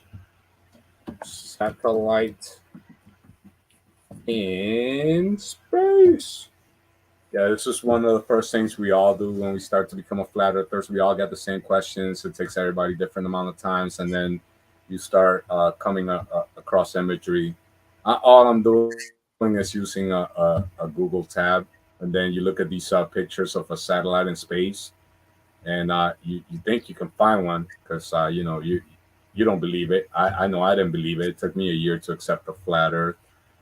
Dome Earth, Well, I you like need to to call get it like on a biblical. private group. Okay, get on Facebook, a private astronomy group where people take pictures of stuff they get with their telescope, and then they post it on their social media. So you don't even have to go to Google, because a lot of this is going to be, you know, like very famous pictures, that are like that one. That doesn't even have to necessarily be a true satellite. It's just like an artistic depiction. That doesn't mean that true satellites don't exist just because Google wants to show the ones that look the most impressive.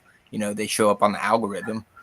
Go to some guy that's in the basement, does a lot of private astronomy. He will show you pictures. You can go, if you don't want to just trust NASA, you can go to some nobody and they'll be able to do the same thing that NASA does to bring you an image of a satellite that is in orbit around the Earth. This one kind of looks legit. I actually have a song about the satellite topic I would like to play. But this one kind of looks legit, bro. I will say they've been working on their. You couldn't find this 4 years ago. This wasn't up there. It was all really cartoons. But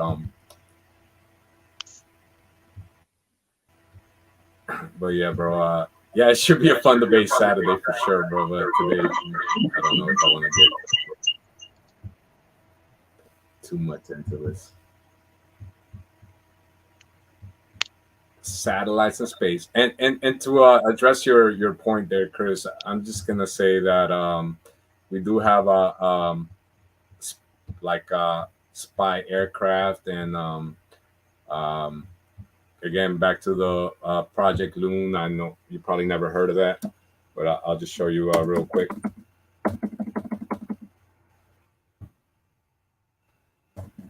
For the most part, though, all these are going to be CGI. If you look up a satellite in space, they're not going to even look believable. And then you're going to say, who took this picture? Is there like another satellite cameraman following this one around? But yeah, hold on. What's I going to look up? Oh, Project Loon, which is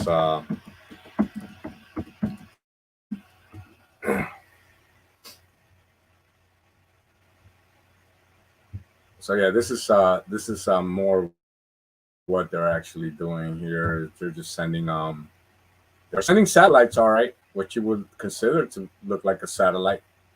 They're just not in um, they're just not in space. They're in these balloons, and that's actually how we what they do to get us to have connection everywhere, which would make more sense. They're only like, I don't know, 100 kilometers up or so, 80 kilometers, something like that.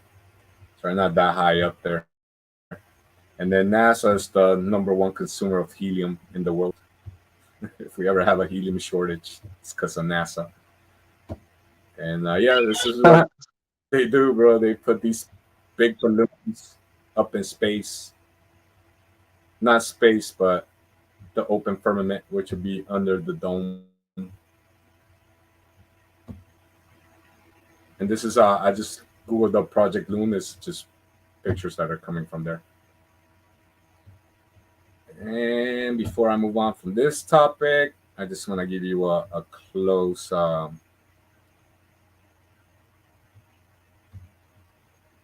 Project Looney Tune. I mean, it's not like a one-time thing. They do this like every couple days.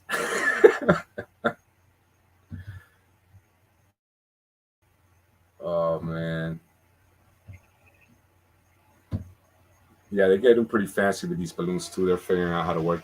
What is Project Loon? Project Loon was developed with the aim of providing economic internet access across the world. It is a research and development project that is developed by Google, our best friend, our favorite AI in the world. Project Loon. Let's see if this will play.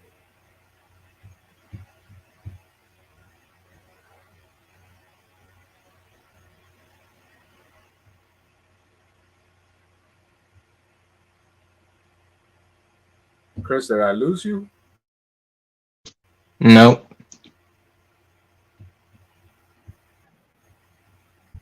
So are you going to show a video like of a satellite or something? Like everyone was talking about Apple. Remember all of those blogs that made their living off Project Loon is basically and I just googled it. It's not something I got saved, so I don't have to play it. The one I do want to play, man, is by Conspiracy Music Guru, bro, and you're gonna like it. I don't think I ever share any of his videos on your channel. Wait a minute, though. Are you saying that like some funny music video is evidence of your position? No, right here, this is evidence of my position. What I'm showing now.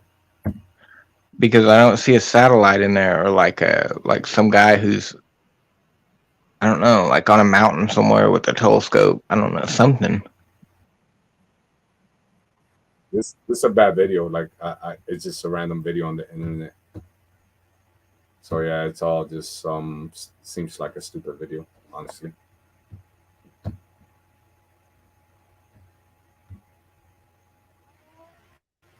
picked the wrong one. But it's just to give you an idea of how satellites actually do work, because they're not completely fictional. They're just not in space. They're on a balloon floating in the Earth atmosphere. And that's how we're actually getting internet across, according to Google, who's the number one internet provider, probably. Well, we'd have to have not like, satellites in order for Introducing Welcome Unlimited from Verizon at our best price ever. Just $30 per line. For real, Fran, $30. Nice. Keep your phone. Sorry, I can't mute it. I don't know why it's not giving me an option to mute this. Just $30 a line. Only from Verizon. It doesn't give me an option to skip it. Apologize about that. I was trying to see if something cool will show up. But this is how they actually do provide internet, even according to them. Just Google up Project Loon, and this is how they do provide internet to people. It's not through satellites. And how do I explain GPS? Again, it's done through triangulation. All you need is 3 cell phone towers or 3 radio towers, and you can pinpoint somebody's location. They've been. You know what? That's just crazy, dude. Because what? Don't you think somebody would have done this by now? Like, come up with their own GPS system, and it's like nobody as you can't do GPS without a satellite in space. Otherwise, somebody would have done it right now. It's like, okay, well, we're gonna bypass going to space and setting up a satellite to make this process work. We're just gonna get this one guy because he says that satellites don't exist, so we'll just do it some other way. I mean, how is it even possible? I'm not showing how can you like?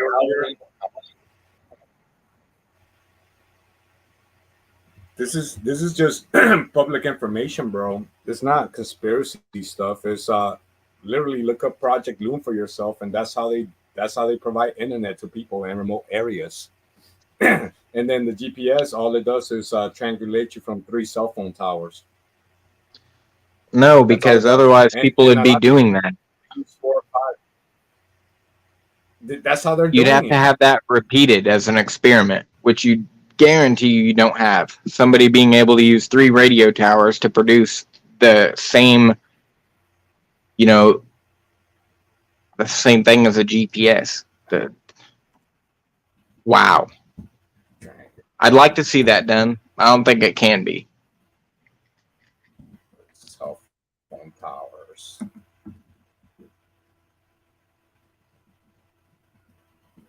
All it does, bro, is all you need is 3 cell phone towers or 3 radio towers. Who has done doing this? it before the first, everybody before the first cell tower was even sent? That's how they triangulate you. That's how they can pinpoint your location. Okay, but we're not talking about That's how GPS. We're just talking about an old form of triangulation, Well, yeah. Now they got Show me an example of someone who produces the GPS and all of its features with 3 radio towers. Where is this happening? Who has done it? Everybody. That's how it works, bro. That's literally how it works right now.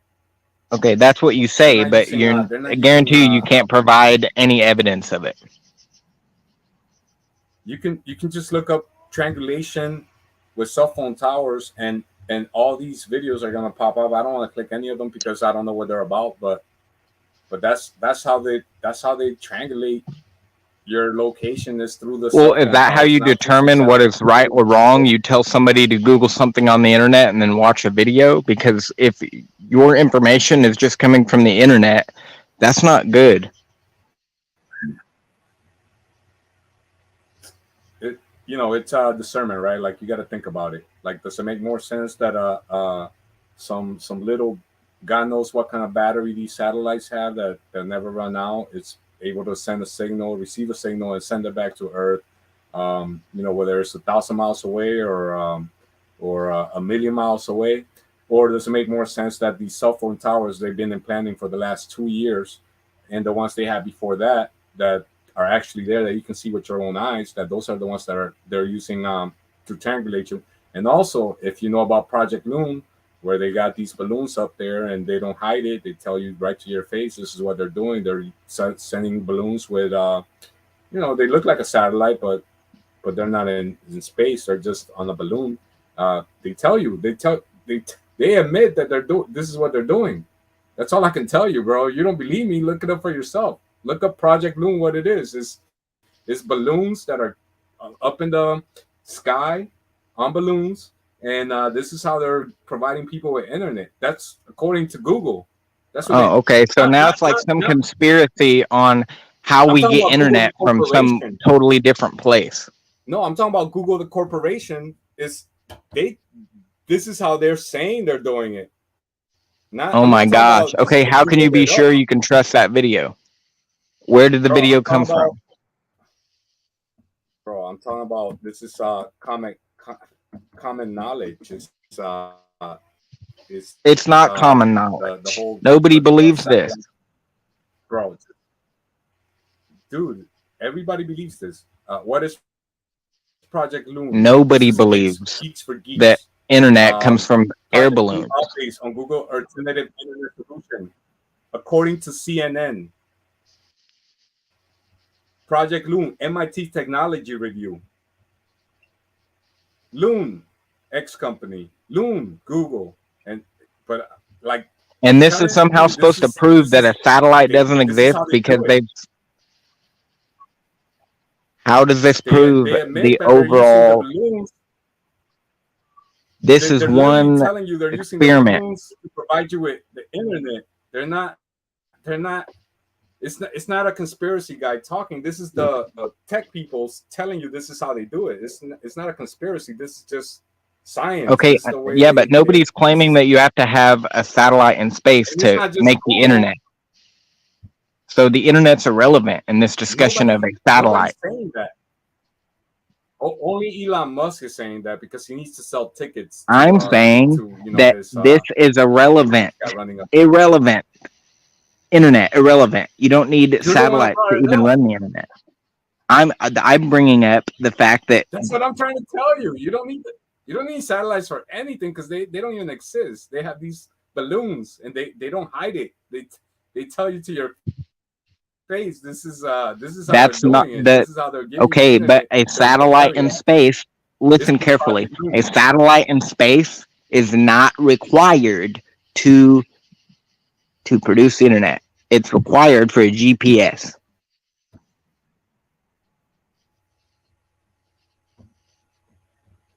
According to you, bro, because they've been able to triangulate things, like I said just now, through Oh my. through All right.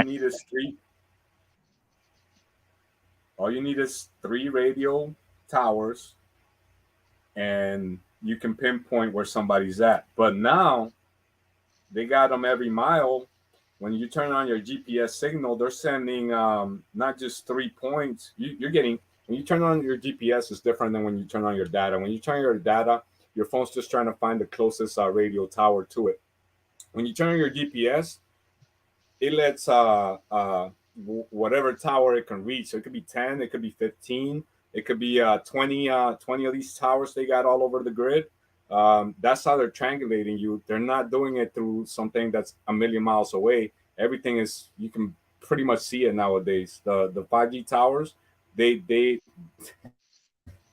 everywhere. They're every block, and they're in every they use I don't know if you notice, I noticed here when they did it here, they replaced the light post because the 5G signal doesn't travel as far as the previous signal, because kind of like AM frequency travels further than the FM frequency. So it's the same concept. It's the signal's a lot stronger, but it doesn't travel as far. But that's how it works. They just you just hook up to all the different radio towers, and they know exactly where you're at because they know where the towers are at. It's already on their grid, and that's how they triangulate you.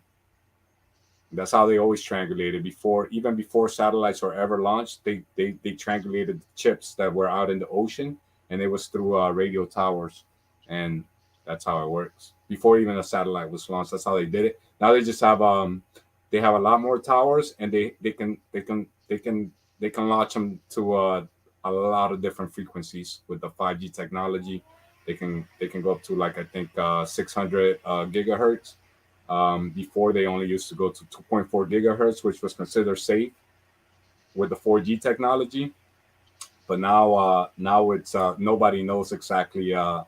It's another experiment. Not only are the injections an experiment, the 5G technology is also an experiment on mankind, because even the people that put it in place, the guy that was a meeting, the board, whatever, even he said nobody knows exactly what's going to happen. And then a lot of the workers became ill when installing these towers. These radio frequencies are a lot more. They're a lot more powerful. They don't travel as far, but they can. They're a lot more powerful. They travel a lot further. They're called microwaves. Like that's where the term comes from. They're so fast and they're so powerful. They call them microwaves. So these 5G towers, they have like microwave technology. It's scary, bro. And a lot of people don't like to talk about that. I haven't talked about it in a long time. All right, well, that's fine. But I'm going to end the debate Saturday. I'm going to bring a picture, multiple pictures of a satellite in space, and then we'll see what Peter has to say. But I don't know. I can't convince you right now because I have to search these images. So I'm not saying that I have any evidence right now. I'll put that on the record, but we'll see Saturday. And Saturday may not even happen just because I'm still researching. So it could be that I'm a convert to a flat Earth. Who knows? But I think, we could talk about it. You could do an open stream, bro. If you don't want to do a debate style, we could just have an open stream. I'll probably join because I like talking about it. I want to bring up the second thing that I thought was crazy. Okay. So crazy thing that flat earthers believe. Number 2. That's just one hurdle. Okay, you get past the satellites. They don't exist. I think that's bizarre. But there's just like multiple layers to this flat earth cake, and it just keeps building up. So another thing that they believe, and this is just all according to that one documentary, and what is the name of that channel? They're pretty knowledgeable on the flat Earth. So that documentary was like an overview of everything. It's pretty good. Maybe it's oversimplified or whatever, but it's not misrepresenting the current model. So Possible. Last thing. the second thing that I had a problem with was that they deny gravity. Doesn't exist in a flat Earth model. Well, because we don't need it, right? If you're not orbiting the sun, if you're not moving through infinite space, if you're not upside down in Australia, then you don't need gravity. All you need is magnetism and density. That even according to them, nobody knows what gravity is. According to even the secular science, they just know they can measure with it or whatever. But but it's all just magnetism and density. You don't need gravity for anything on once you come to a flat Earth conclusion, or I should call it a biblical cosmology conclusion. You just you don't need it because you're not spinning 1,000 miles per hour. So how come I don't feel anything? The funny thing with gravity for the heliocentric model is they use it for everything. Like what keeps you to the ground? Gravity. What keeps the moon orbiting the sun? Gravity. If it's keeping me to the ground, shouldn't also the gravity of the Earth pull the moon to the ground? But that's not the case, because the bending of the fabric of space and time or whatever. Same thing with the sun. Like, how come the Earth doesn't get sucked into the sun if there's such thing as gravity? But it's all just magnetism. That's why a lot of people come to this. They call it electric universe, and they also started coming out with something like what do they call that? Simulation theory, where they think that we're some type of simulation, but that's not the case. It's the truth is the Bible is correct, and people are trying to make all kinds of silly excuses for it. And while we're on gravity, bro, the first gravity was invented by Newton back in the I don't know, I want to say like around the 1500, no, around the 1800s or so. Again, with the whole evolution, the whole monopoly of the banks and everything, the Rothschilds, Rockefeller era with the monopolies of oil and big pharma and big media and big education. So it's funny how a lot of things happen to be around the 1800s. Same thing with gravity. That's when the Newton came up with gravity, because an apple fell on his head. It's because he's trying to rationalize the spinning ball and how come we don't feel anything, and how come things fall down and not up. But if you don't need that. It's all density. If something's heavier than the air around it, it falls. If it falls in water, like the apple would have fell in water, then where's the gravity at? It's density. How come the apple doesn't sink to the bottom of the pool? Because it's not as dense as the water, so it floats. It's also buoyancy. And everything, gravity is such an insignificant force, bro, that you can't measure it. You can measure density, you can measure magnetism, you can measure if you have a nail sitting on a table and you put a magnet over it, the magnet's gonna overcome gravity. It becomes like there is no gravity. It's all magnetism, density, and buoyancy. That's the only actual real things that we can see, demonstrate, and prove for ourselves that we can replicate. When it comes to gravity, it's non-existent, bro. It just doesn't. What's your third thing, bro? I hope that kind of helped answer your question. And to give Peter some tips. I think that it's crazy. It's one of the most basic things in physics. It's like if you remove gravity, a lot of their calculations and stuff are not going to end up working. And I think that it's interesting, but definitely crazy and out of the box. I'm just saying, that sounds crazy. Like to think out of the box, so that's why I like hanging out with you on Wednesdays. Yeah, because you're kind of crazy. I'm a little crazy, and we know there's something wrong with this world, and it's controlled by a bunch of evil Luciferian people. And, so what's keeping the? Wait! I did forget to mention one thing on gravity, bro. So you got Newton's gravity, where you know, an apple fell on his head and he's like gravity. Um, you know, so basically a big object like the Earth will pull down a little object like an apple towards it. But if you throw a piece of rice at somebody, I should specify a dry piece of rice or a little rock or something at somebody. It's not gonna stick to them. It's just gonna fall to the ground. There's no replicable experiment for gravity as far as that goes. What To are the you, point, crazy? listen, to the point that when Einstein was around, that whole he got away from that whole theory of Newton's gravity, to the point that they had to come up with a new definition of gravity, and that's where the fabric of bending of space and time is. There's a funny clip from the show called Friends where Phoebe says, you know, Ross is like, "You don't believe in gravity?" She's like, "I don't know. It's you know, it's not so much that I'm being pushed down, pulled down. It's that I'm being pushed down." So because that's what Einstein gravity does. Instead of you being pulled down from the Earth, what they did was they said that now it's the bending of the fabric of space and time that's actually holding you down. So it's not pulling you down from below anymore, like Newton's gravity used to teach. With the fabric of the bending of space and time, it's actually holding you down from above, from the space time. It's holding you down. So it's like like if you follow Einstein's gravity, it debunks Newton's gravity, which is what everybody usually believes, that the Earth is pulling you down. But that got debunked by Einstein, because on his theory, you're actually being held from above. All right. We can go to the third thing, bro.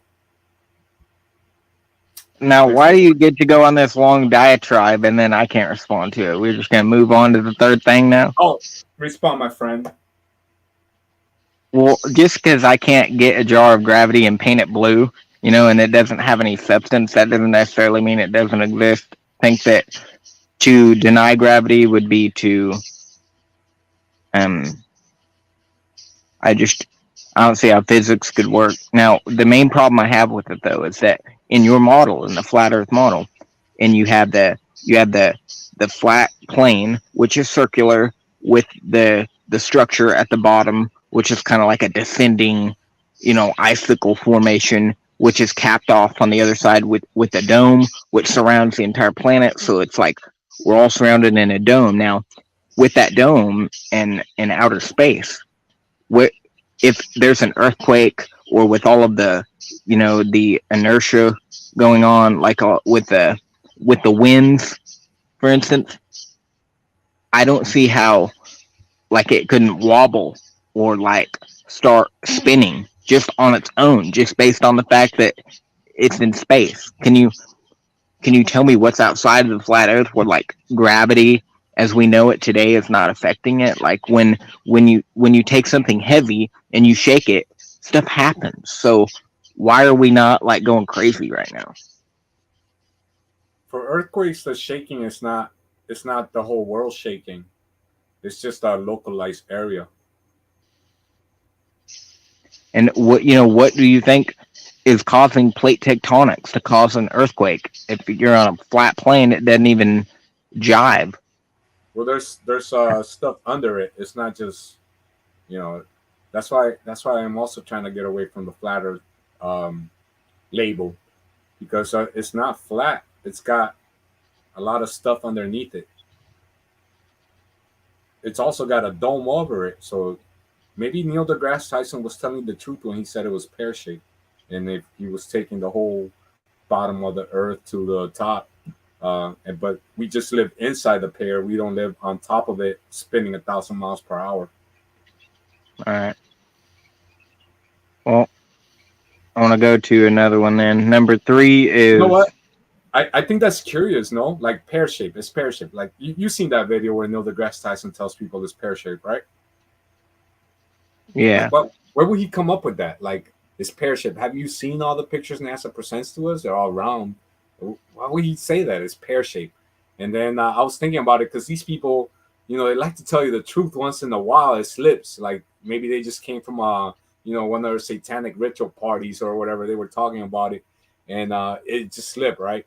And why would he say that? Why would it be pear shaped? Like, would cause him to say that? And then I'm thinking like, maybe it is pear shaped. Like he has access to all the NASA actual science, not the crap they tell us. Like secret societies don't tell the truth to people.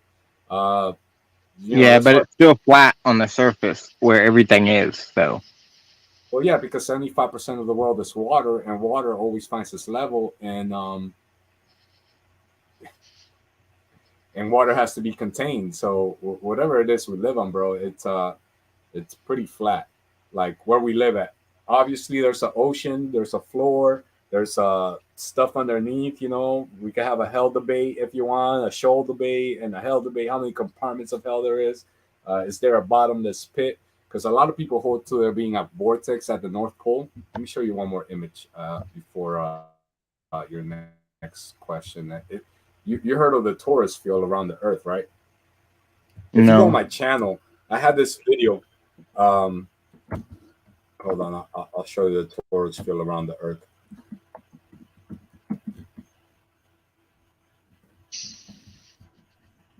I did this before, and I'm pretty sure I'm spelling this right. Wrong answer. Oops, sorry. Hopefully it puts up. No, it came up. So yeah, the people have a torus field around them. It's like your heart. Your heart's kind of like makes an electrical field around it or whatever. So does the Earth. The Earth also has a pulse to it. Speaking of pear shape, and I'm not on a flat Earth page. I just googled up torus field around the Earth. There's a magnetic field around the Earth. This one's pretty cool here. It kind of implies the tree of life. So anyways, if you go on my channel, on my splash page, Iger TV, the most viewed video on this channel has 10,000 views, bro. And it's a video from, and I only saw it once when I was a kid. And then, but then when I became a flat earther, I seen it again. I was like, okay, this is interesting. Cause they talk about a whirlpool being in the center. We also got the Aurora Borealis at the North Pole. So it's pretty interesting phenomenon. And this is where the term donut Earth comes from, because some people hold, and I'm kind of vibing with it right now, where at the North Pole there's actually a big torus field, right? And I'm not talking about we're on top of the ball spinning 1,000 miles per hour. I'm talking about we're inside of it in a flat plane, and it could be pear shaped, because then it's like there's like a vortex at the center of the Earth at the North Pole, and this could be very well when it talks about the bottomless pit. If there's a black hole, in essence, it's a black hole at the center of the Earth, and that's what causes the Aurora Borealis. And that's I got to show you the video. It's the most viewed video on my page, my main page now. But it's a picture of Mir, the Russian space station. Before there was the International Space Station, there was the Mir space station, and they had released this video, and they only showed it one time of the North Pole, and it shows like a torus field. This is why a lot of flat earthers, and I'm kind of there too. They hold to like, you know how it when it talks about God put some angels at the center of the Earth. I'm sorry, at the Garden of Eden to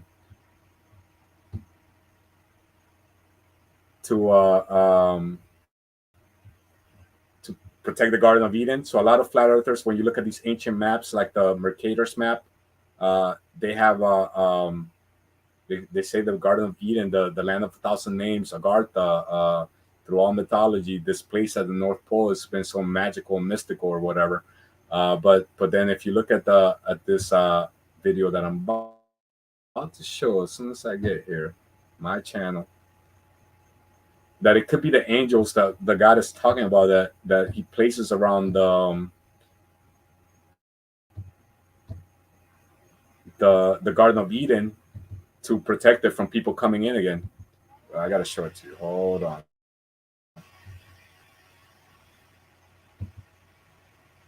So it's if you go if you just look up Iger TV, it'll be popular uploads. It's got 10,000 views. But yeah, this is the video. It's from the Mir space station in Russia. They only released it once. It's from 1987, and then that's it. Nobody ever talked about it again till well, I never came across it again till later. But yeah, this is the video here. It's pretty interesting. Can you see it, Chris?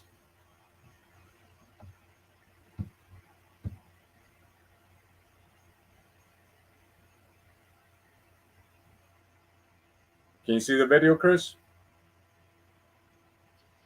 Yeah. Okay, so this is supposedly from the Mir space station back in 1987 of the North Pole, bro.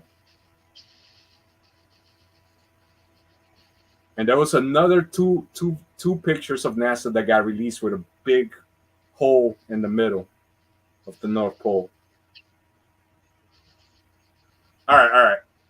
I feel like I didn't let you talk at all, and I yield, bro. Tell me thoughts, opinions, next point, whatever you want. Yeah, I don't know what's going on with that. Never heard of that before. Well, check it out, bro. Mir's 1987 North Pole video. Should find it.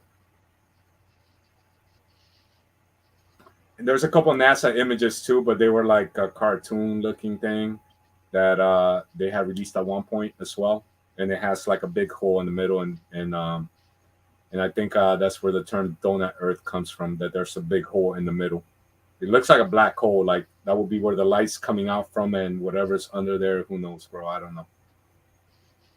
Speaking of Middle Earth and Hollow Earth, there's Jamie Russell Middle Earth. Yep. I'm about to pin this right here, so if anybody wants to join, you can follow that link there. I'm gonna put this video in the chat if anyone wants to check it out. You could be. I feel like this channel might get deleted too, bro, because I was using this channel to kind of like with the vaccine stuff. I was putting stuff in here a lot of times just to see if it was okay, and then I'll put on my channel. So a lot of these videos on this page, man, they're definitely poking at the beast, bro. Yeah. So yeah, I did open up a new page called Iron and Clay Productions. So that might be my my next channel after this. That's gonna be my new backup channel. I'm working on it. I'll keep you posted, bro. My third one is Because the dome and the I'll- ice wall. The ice wall. All right, let's go to Google. That's what Let's you go to believe now. is a dome, a Let's solid dome that surrounds the atmosphere, and then an ice wall that basically surrounds the outer rim of the circular flat plane that everything's on. Yeah, that's right. The interesting thing about sure, that, because though, the and sun the and very moon stay disturbing around- thing, I have a problem with this, though. It's because of the simple fact that no one's ever physically contacted the dome, and nobody has ever physically been to the edge of this ice cap.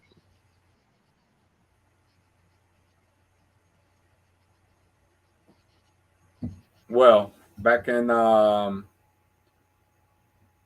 days of James Cook, what's his name? He actually circumnavigated the ice wall. He couldn't find a single entrance to it, and even according to the mainstream science, it's the highest continent on the Earth, where it's like at 20,000 feet all around. So when you actually hit the wall, you hit the wall. However, it is a plane up there, and there was a guy called George Rayner that went pretty far in there back in like the 30s, 1930s. I messed this all up. George Rayner, what's his name? Peter says that Yeah, there are claimed people who to, have been have to the actually- ice wall. I've seen videos actually, but I can't just pull them up. But I've seen videos of people actually getting to the ice wall, and it's just the firmament, I should say, because the ice wall is Antarctica. Antarctica is the highest continent on the Earth. It's like 20 feet high, 20,000 feet high, and yeah, now we can go on top of it. And I have seen videos of some people going to the firmament. I don't have them saved. There's because I didn't have them saved, so I can't just pull them up. But I have seen videos of it too. All right. Well, However, that documentary, you watch that documentary, okay? It's called Impossible, okay? And they say in that documentary that nobody has ever been to the dome or to the edge of the flat Earth. They're pretty open about that. So if they, I mean, I'm sure they would have gotten some videos and put them in that documentary if they knew of anything.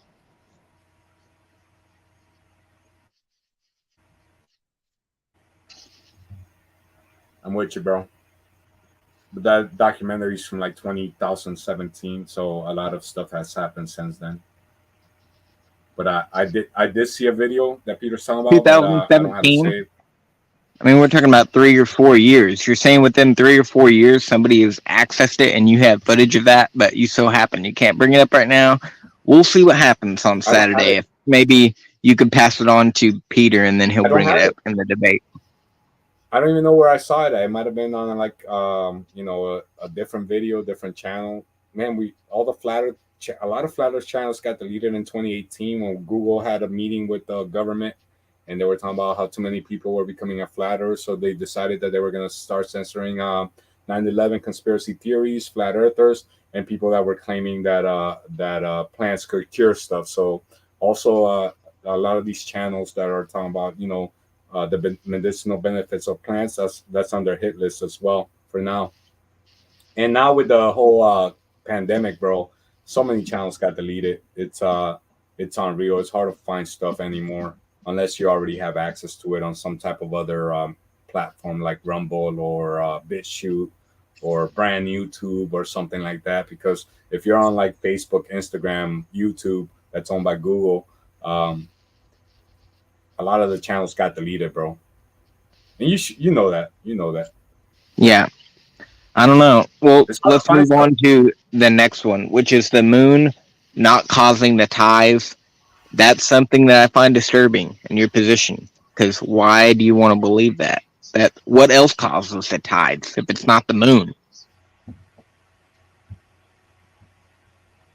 Well, the thing with the moon not causing the tides, is because like if you're in the lake, is there a tide in the lake? Yeah, there is. So what the lake will rise up and in the lake as the moon's passing by, the lake's gonna rise up and rise down. Yeah, there's gonna be like a wave. Yeah, definitely. I mean, you're saying that, bro, but most people that I've seen say there's no tides on lake. Only if it's a large enough lake, yeah, it has normal tides. The large, like Lake Erie, for instance. And again, like I'm trying to go over the points with you, but and I do believe that the moon and the sun can cause a tide because that's what I believe. So, but to defend their argument, if you hold to like there being a whirlpool at the center of the Earth, that could also cause tides. Okay. But I do believe that the sun and the moon have a magnetic effect on the waters as well. I've seen videos where this guy took a balloon, rubbed it on his shirt, and put it next to water, a faucet that was dripping with water, and the water actually bent. So I do think that electricity, they call it diamagnetism, I think they call it, when the water repels away from a magnetic field. So I think that the moon and the sun have a magnetic effect on the Earth. That's why when you see hurricanes and they spin on a different direction in the northern hemisphere than they do in the southern hemisphere. It's because there's some type of wake left by the sun and the moon. So I do believe in that. But yeah, man. But I also kind of believe in this whirlpool at the middle of the earth, bro. That's been talked about by just about every civilization. They had some type of I'll show you real quick. It's real easy. It's called the Mercator's map of the North Pole. He's one of the most respected cartographers of the time. Mercator map of North Pole.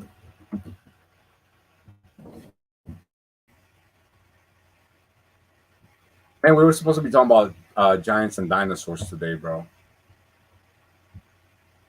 This is actually my avatar on Niger TV right now. We talked about dinosaurs for like an hour and a half. You're right. It's time to move on to the post-discussion madness. It's getting kind of late. I'm going to have to leave pretty soon. If anybody in the panel wants to join, that will be the time. But yeah, this is the Mercator's map of the North Pole. I don't want to give you a bad date. Around 1500 or so, somewhere around there. They have a magnetic mountain in the middle known as Rupas Negra. They have basically the 4 continents here, Asia. And this is how it will work on a ball Earth too. The only difference, obviously, is that instead of it being a ocean in the middle, though, it's got a land with 4 continents. So there's accounts of people. There's a couple books. One's called Smoky Gods. The other one's called. Well, actually, there's one from Admiral Byrd, who was like the Indiana Jones of the Navy back in the 1950s before NASA was formed, where he goes to Antarctica on a couple expeditions, takes a bunch of ships. He goes to the North Pole. On his diary, he writes that he was going to the North Pole. He gets sucked into a whirlpool, and he runs into a race of giants. So that's an interesting account from a government official. His name's Admiral Byrd. And then he dies like shortly after he dies, after he goes to Antarctica a second time. And he says there's another continent on the other side of the South Pole as big as America. And a couple of years later, he dies. I forget how he died, but it's he was like the Indiana Jones of the Army, Navy, the military back in the 50s before NASA. He was out there exploring the North Pole and the Antarctica. They called it Operation Deep Freeze. Is the one that he went to Antarctica and explored Antarctica. But yeah, man, interesting stuff to learn. That's all been deleted from YouTube. Yeah, I understand that they want to believe that the Earth is, like it coincides with these ancient maps of the Earth. But this one is not that ancient. It's from. Let's go back.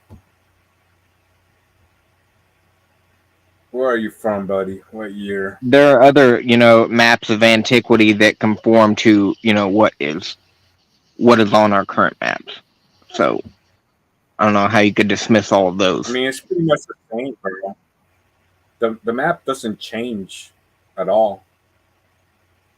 The map's pretty much the same whether you believe in a ball or a flat Earth. The map doesn't change at all. It's the same map. Yeah, I'll demonstrate. No, it can't be the same map. You have to rearrange the continents to fit them in an enclosed circle. They have to be rearranged. The thing is, we can't travel.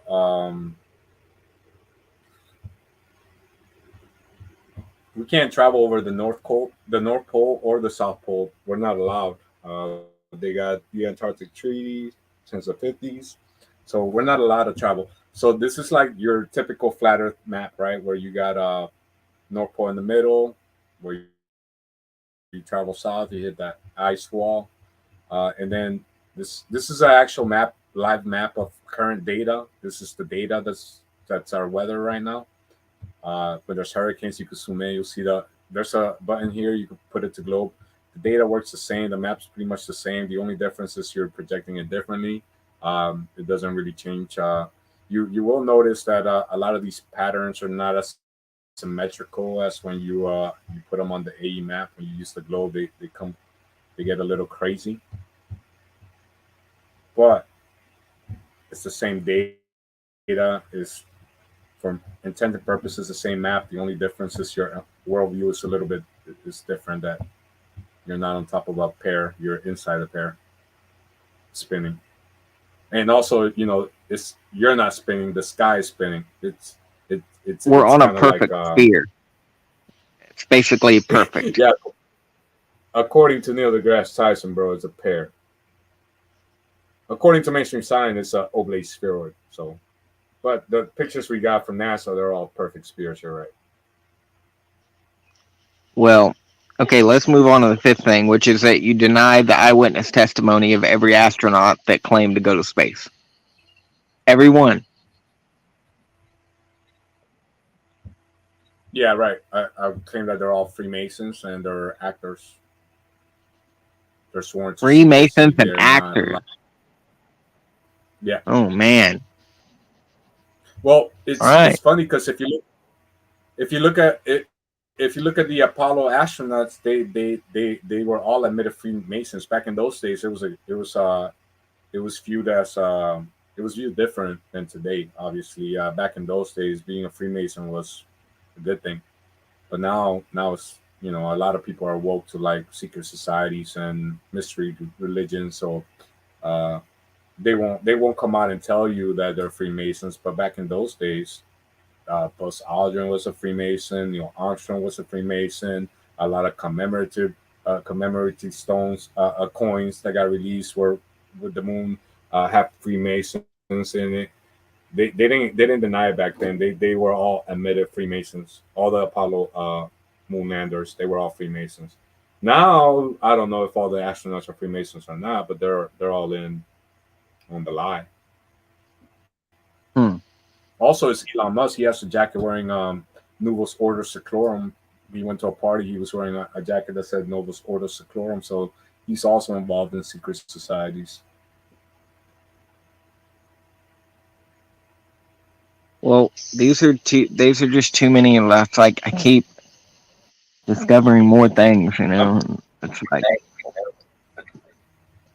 I feel like I'm going to continue to learn more things that then I have to like try to wrap my head around and say, why are they questioning something that's so basic, And then it's like, Hey, oh, but I have to do it. if I you got to got do it. more, I got to debate. I got to be serious Yo. about this. I don't blame you. To be honest, like when I first heard about it, because for me it drove a big splinter in my head because I believed in the 4 billion-year-old Earth. When I heard about this, I believed that Bill Nye was telling me the truth, and that Neil the Snake in the deGrasse Tyson was telling me the truth. So I believed that up till I came across this information. So it took me a long time to accept it. But I wouldn't have done that. I wouldn't have done that if I were you. Accept it. Yeah, I wouldn't have accepted it. Right. I became a young earther because of it, because I started to I knew I knew that the ball earth was a lie, so I knew that the Bible was that's right fine. again. But now you just have to discard the previous immature thoughts that you had before, and then you'll be on track with what the Bible actually teaches. Spherical earth, Iger.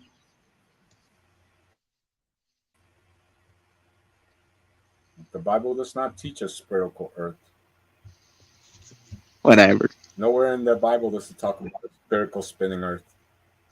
Yeah. Oh, here's a flag they took to the moon. Oh shoot, I lost it.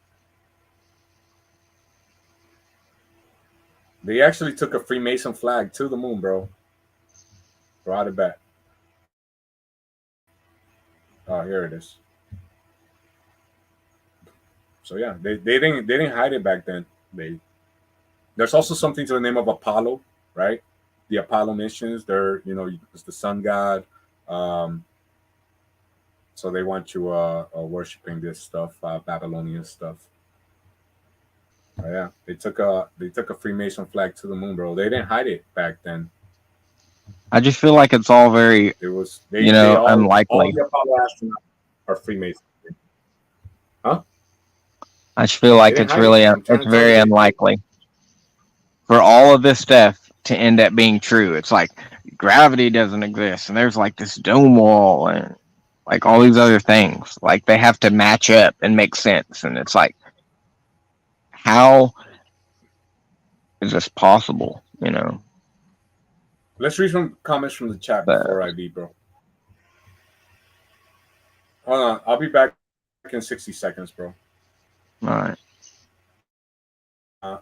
We can do comments from the chat. Just, there's really nothing. Peter is saying that the Bible says there's a firmament. And yeah, it does. Says that there was, but not one anymore. We've been over this.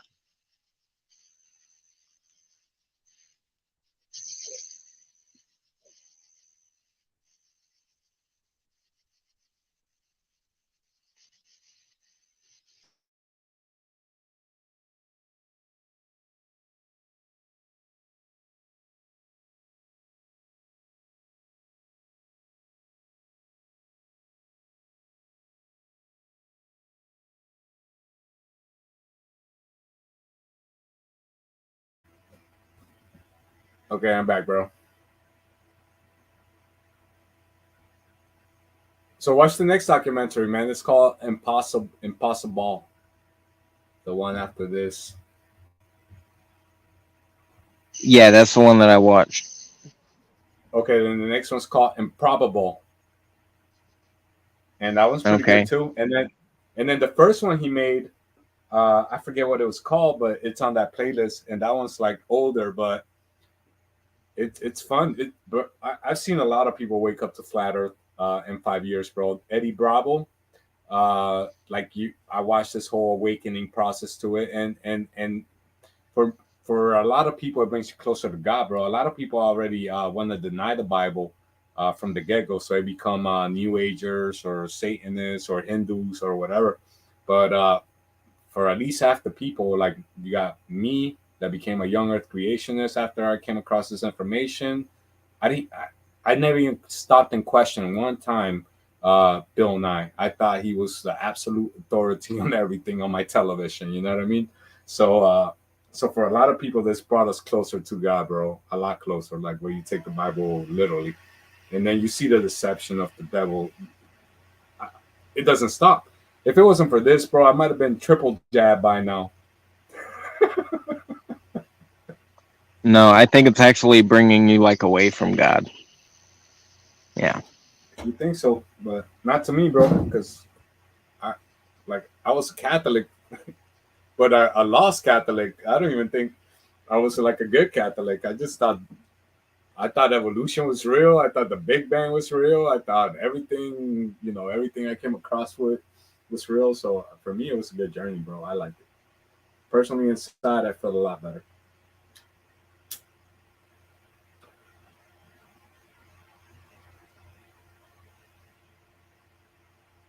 All right. Anybody want to come in, jump in, man? It's getting late. It's 4:07 for me. We've been at it for like 2 hours, 39 minutes. I know we got like 5 people in this live chat, but we're all hanging out in the comment section. That's cool.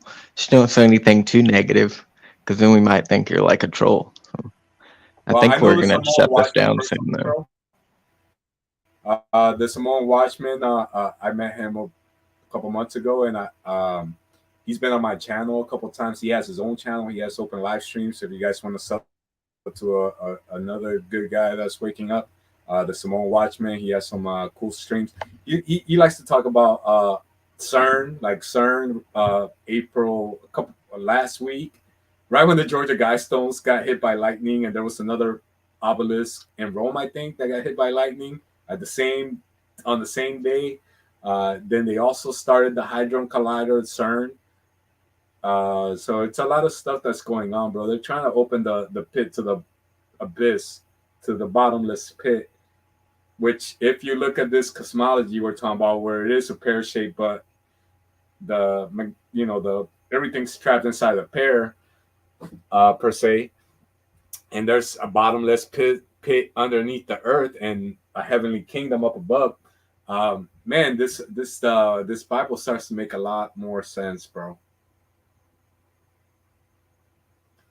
But yeah, subscribe to Simone Watchman, man. He's a cool dude, and You been to his great channel already? Yeah, I've been there a couple times, bro. He's been on my channel a couple times before I got deleted. He was on my channel. We did like maybe 3 streams together on my channel. I probably joined like 2 streams on his channel. But he's Nice. he's pretty cool dude. He likes to talk. He's a Christian guy. He likes to talk about conspiracy theories, and he's open to the flat Earth.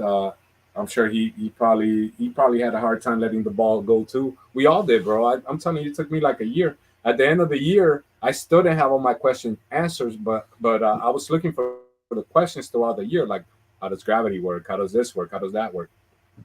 But after a year, bro, I only had 2 questions for flat Earth, like how come the stars rotate in different directions, and I forget what the other question was. But then after like going through the heliocentric model and looking at the moon landings being fake, at the Mars rover being fake, because I think I showed you my Mars rat presentation before, and these people are just making $20 billion a year, $56 million a day, and just giving us a bunch of bull crap, and for what, right? So, but man, I had so many. After the year, bro, I had 2 questions for flat Earth, and like 1,000 of theories to back up the heliocentric model that even the scientists just didn't know. And then they're telling you they only know 3% of the universe, and 97% of what's out there they don't know, and they're just making it up and trying to the point that physics is actually what you can see here on Earth, but they had to come up with a brand new branch of science called astrophysics, because it's all theoretical physics. It's all theoretical, bro. None of that stuff is real. They're just trying to make stuff work. They come up with it as best as they can, but then when something doesn't add up, they come up with new stuff like dark matter and dark gravity. Neil deGrasse Tyson was talking about the other day. They just keep on making stuff up, bro, because it doesn't work. The heliocentric model does not function. The stars never changed. The stars been the same since God commanded the one guy to go count them, and they never changed, bro. We had planispheres for thousands of years already. The stars are still the same. Okay, I yield, bro. Sorry. Yeah. I think that they work just fine. It's all part of God's plan, but I don't like the fact that it keep the flat Earth, when I watch stuff on it, it keeps throwing up red flags at me that I have to be like, wait, well, is that red or is that green? It's because it looks like it's pretty red because it sounds pretty bizarre and strange. And then, man, you have to just, and everybody has to do this. They have to decide for themselves. They look at the evidence of both positions and then decide, which one is correlating better, which one is making logical sense, So that's a decision for everybody. I'm pretty sure that I'm not going to convert to flat Earth, but we'll see how things go. I got till Saturday, so we'll see you then. Bro, I'm going to talk to you next Wednesday also. So you got time, bro. It took me a year, bro. But I will say that I was when I heard about it, I was like fascinated with the topic. So I was trying to dig up as much information as I could, right? And that was hard to find. Bro. Yeah, I'm definitely not spending a year of my life on this topic. There's no way. Yeah, right. And plus, it's not out there anymore. I could literally back in those days, I could just say, how does this work on a flat Earth? And it will come right up. Now you look up anything about flat Earth, and it's all atheist content or mainstream content, and they're just mocking it and making fun of it. So it all got wiped out on YouTube, and it's just shadow banned, like to the point where you can't find it anymore. It's all been deleted. Myself, this is my second time getting deleted in the last 4 years, bro. So just imagine. Yeah, I'm just saying, if I have to take a seminary school in order to believe the flat Earth, I'm just not gonna ever believe it. Yeah, but back then it was easy to find the info, bro. Right now you just can't. It's just hard to find unless somebody's. And now, information. what you're saying is like there's this aspect of you can't even find the information anymore. It's all been erased. So now there's no evidence left of a flat Earth. So that's even stranger. Unless, There's some talking about the red flags, dude. well, you know who got deleted first was the anti-vaxxers, bro. They got taken out first. You can't find any information on anti-vax content anymore. I got one on my channel. He just got nowhere to look. You know, low profile channels.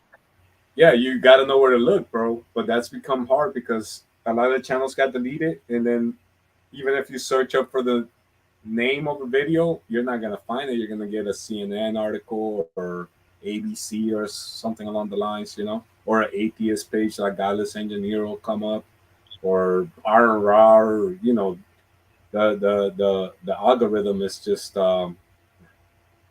it's insane, bro. But Yeah. like you're saying, if you know where to look, you can find it. Like that guy that celebrates truth, if you go on his playlist and watch the videos, those are all good.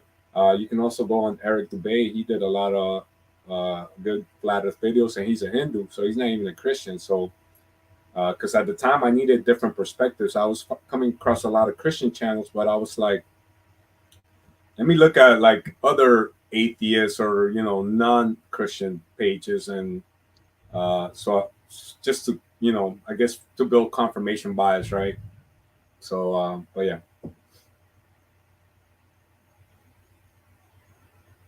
All right. You know what really got me though was the astronaut videos, you know, like them dropping shit. It's like, I mean, I don't know where that's coming from. That's probably the strangest, like the most you know, something that catches my attention, you know, it doesn't sound bizarre. It's just looking at astronauts dropping screws. You know, they loosen them up from the wall and then it falls down and then they go pick it up. So it's pretty entertaining. It's like, it's funny, but then it's like, wait a minute, why is this video, bro? You know, it comes down to like, where's this video coming from? Can I trust it at that point? Because if you could make your own video on astronauts doing stuff, or it could be like, you know, a video that was made for some purpose of trying. I mean, the Flat Earth Society has actually fabricated videos, so it's not beyond them to make up something and then just present it as something that came from NASA, you know. Right. And most flat earthers will tell you not to go there because that's a government controlled website. So yeah, most flat earthers will tell you not to go there. But also, I'm glad you brought that up, bro, because I thought I was ready to close it. But for me too, man, that kind of, I saw those right back in 5 years ago. I saw NASA bloopers, they called them back then. Yeah. And yeah, but there was a hashtag going around, NASA bloopers, and another hashtag, bubbles in space. Back in those days. Now I'm sure it's probably shadow banned too. But I was like, question the source, right? Did somebody doctor these?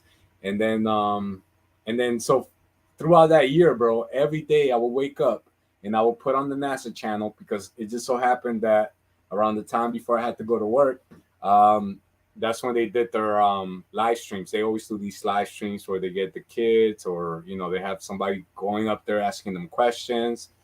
And I actually saw bloopers on my own. I'll send them to you on Instagram. The one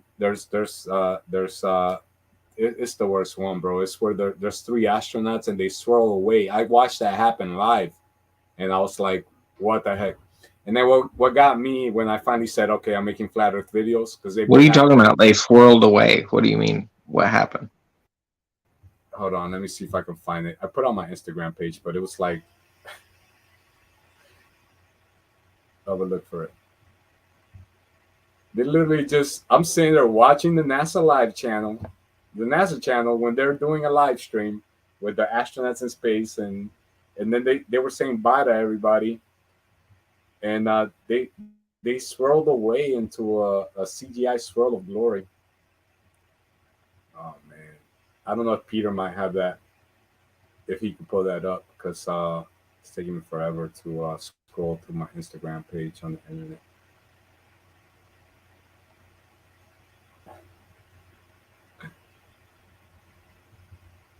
Man, NASA Yeah, I mean, bloopers. if you could show that most of the videos coming from NASA are just like being done, you know, like CGI and stuff, like underwater or whatnot. You have like chords and stuff, so make it be like magicians in there. Bane the Hollywood Basement. That's a Chili Peppers song. So I don't know if all of them can be shown to be like actually not in space, but somewhere on Earth, just like a. Well, Yeah. yeah, they got a exact replica of the International Space Station in Texas in the pool. So they use those for the spacewalks, and then they tell you it's for training. But obviously, that's where they film. Now we're hip to that. I can't find it, bro. Hold on, I'm getting close to when I became a flat earther. Oh man, forget it. I'm just gonna share my screen anyways. We'll go with some NASA bloopers I've seen in my 4 years, 5 years. Let's play it as an outro, and then we'll go like into the backstage.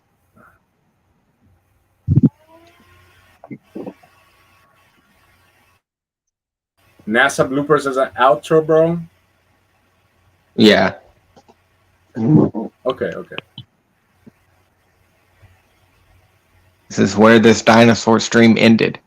You know? Yeah, we ended up with the flat earth again, bro. Hey, if you guys want to follow, click the link, and you can come backstage for a little bit. But yeah, we're going on 3 hours. It's 4:30 for me, pretty much.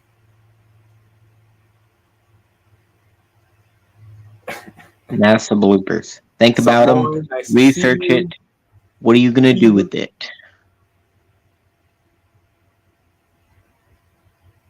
I can't find the blue CGI. Can you share my screen, bro?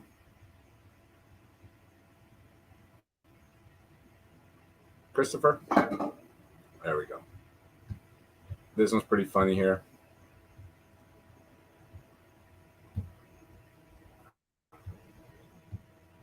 This guy gets stuck doing a cartwheel. Can't get down. This mission.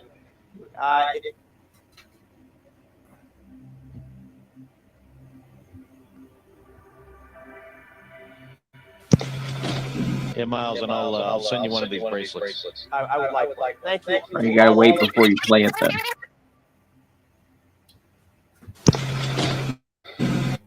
It's just short clips for bloopers I got so far.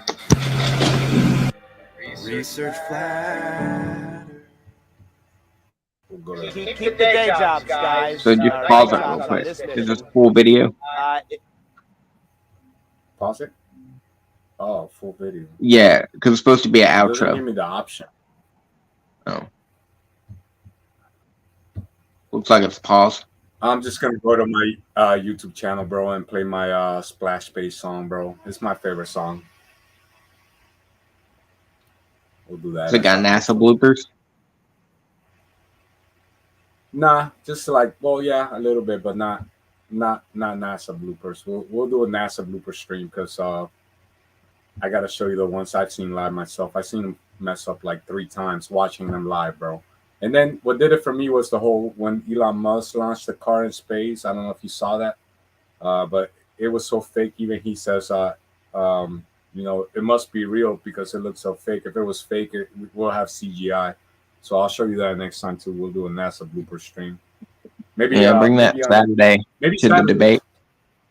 Yeah, maybe Saturday. Yeah, I'll come help Peter out. We'll do a 2-on-1. You can beat us up with both of your hands tied behind your back. All right, so I'm I don't gonna know let if you take us out, but yeah, so Iger's gonna take us out of the stream with the video.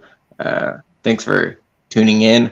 Hope it's opened your mind. Hope you learned something. Maybe thought about, you know, something that would give you access to more information that you had before concerning like the Bible, you know. So I just hope it's allowed you to grow, I guess. So I'm Chris Silvius. Thanks for tuning in. God bless America. And now Iger's gonna take us out. Yeah, amen to that, bro. Yeah, I do hope that you learned something from this, or at least help you open up your minds. You know, we got so many lies going on in the world right now that at this point, you know, the medical stuff is probably more important than the cosmology stuff. But it is if you know, if the spinning ball is a lie, then it is the biggest lie in the world, because we're talking about the world here. But yeah, there's a lot of lies going on right now, a lot of deception. So you know, we gotta be aware of that. And God bless y'all. Jesus loves you, and I hope you have an amazing day and week. And I'll see you guys next Wednesday and probably Saturday too. I'll probably be here for the debate. God bless y'all.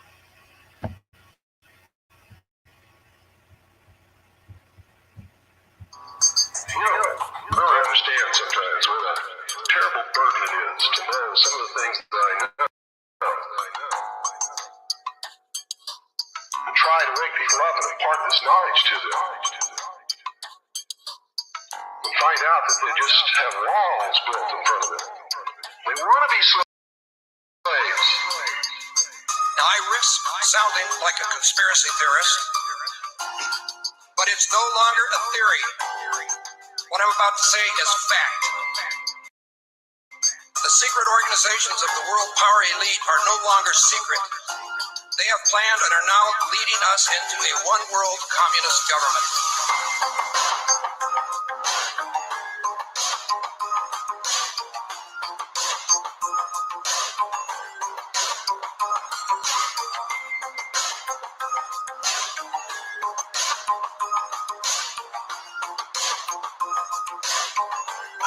ODD-TV. Take a journey with me deep inside the rabbit hole. Wake up, my friends, there's some things that you have to know. Everything you ever thought you knew, it has to go. For instance, NASA is the world's largest magic show. 9/11 was a planned demolition and Sandy Hook was a scam. Come on, man, are you tripping? Constant programming being crammed in your vision. Just take a step back and examine this prison. Turn on the news and they're trying to blind you. All they ever do is tell you lies and divide you. There's nowhere you can even hide. They'll find you. Illuminati, all-seeing eye right behind you. It's about time you find out we're being lied to. They're attempting to control the mind that's inside you. Hide you from the power that designed you. Does anybody have a problem with this? Well, I do. I want the truth, the whole truth, and nothing but the truth. They say they got it, but they're never coming up with proof. If you're looking, then they got you jumping through these hoops. The lies always continuing to rise and busting through the roof. I want the truth, the whole truth, and nothing but the truth. They say they got it, but they're never coming up with proof. If you're looking, then they got you jumping through these hoops. The lies always continuing to rise and busting through the roof. They're lying to us about everything. How can this be? I know I'm not crazy, and yet I'm questioning my sanity. I see what the Illuminati's doing to humanity. The truth is stranger than fiction. We're living in a fantasy. What I'm witnessing is unreal. It's a one-way battle for us cattle going uphill. If we don't stand and fight now, then no one will. Our children will never know freedom. It's a done deal. The future's not looking so promising. It's the poor who go to war while the rich keep on profiting. It's us that they're slaughtering and money that they're honoring. And soon it's gonna be the new world order that they're offering. It's mind-boggling how so many don't seem aware. And if they are, it's like they really just don't even care. Our world is broken and I'm hoping it can be repaired, but we'll have to fight for it, so just be prepared. I want the truth, the whole truth, and nothing but the truth. They say they got it, but they're never coming up with proof. If you're looking, then they got you jumping through these hoops. The lies always continuing to rise and busting through the roof. I want the truth, the whole truth, and nothing but the truth. They say they got it, but they're never coming up with proof. If you're looking, then they got you jumping through these hoops. The lies always continuing to rise and busting through the roof. Forget the politicians. Politicians are put there to give you the idea that you have freedom of choice. You don't. You have no choice. You have owners. And they own all the big media companies, so they control just about all of the news and information you get to hear. They got you by the balls.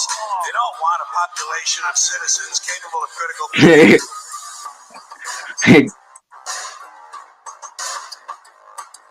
They got you by the balls. Yeah, that was George Carlin talking at the outro there, man.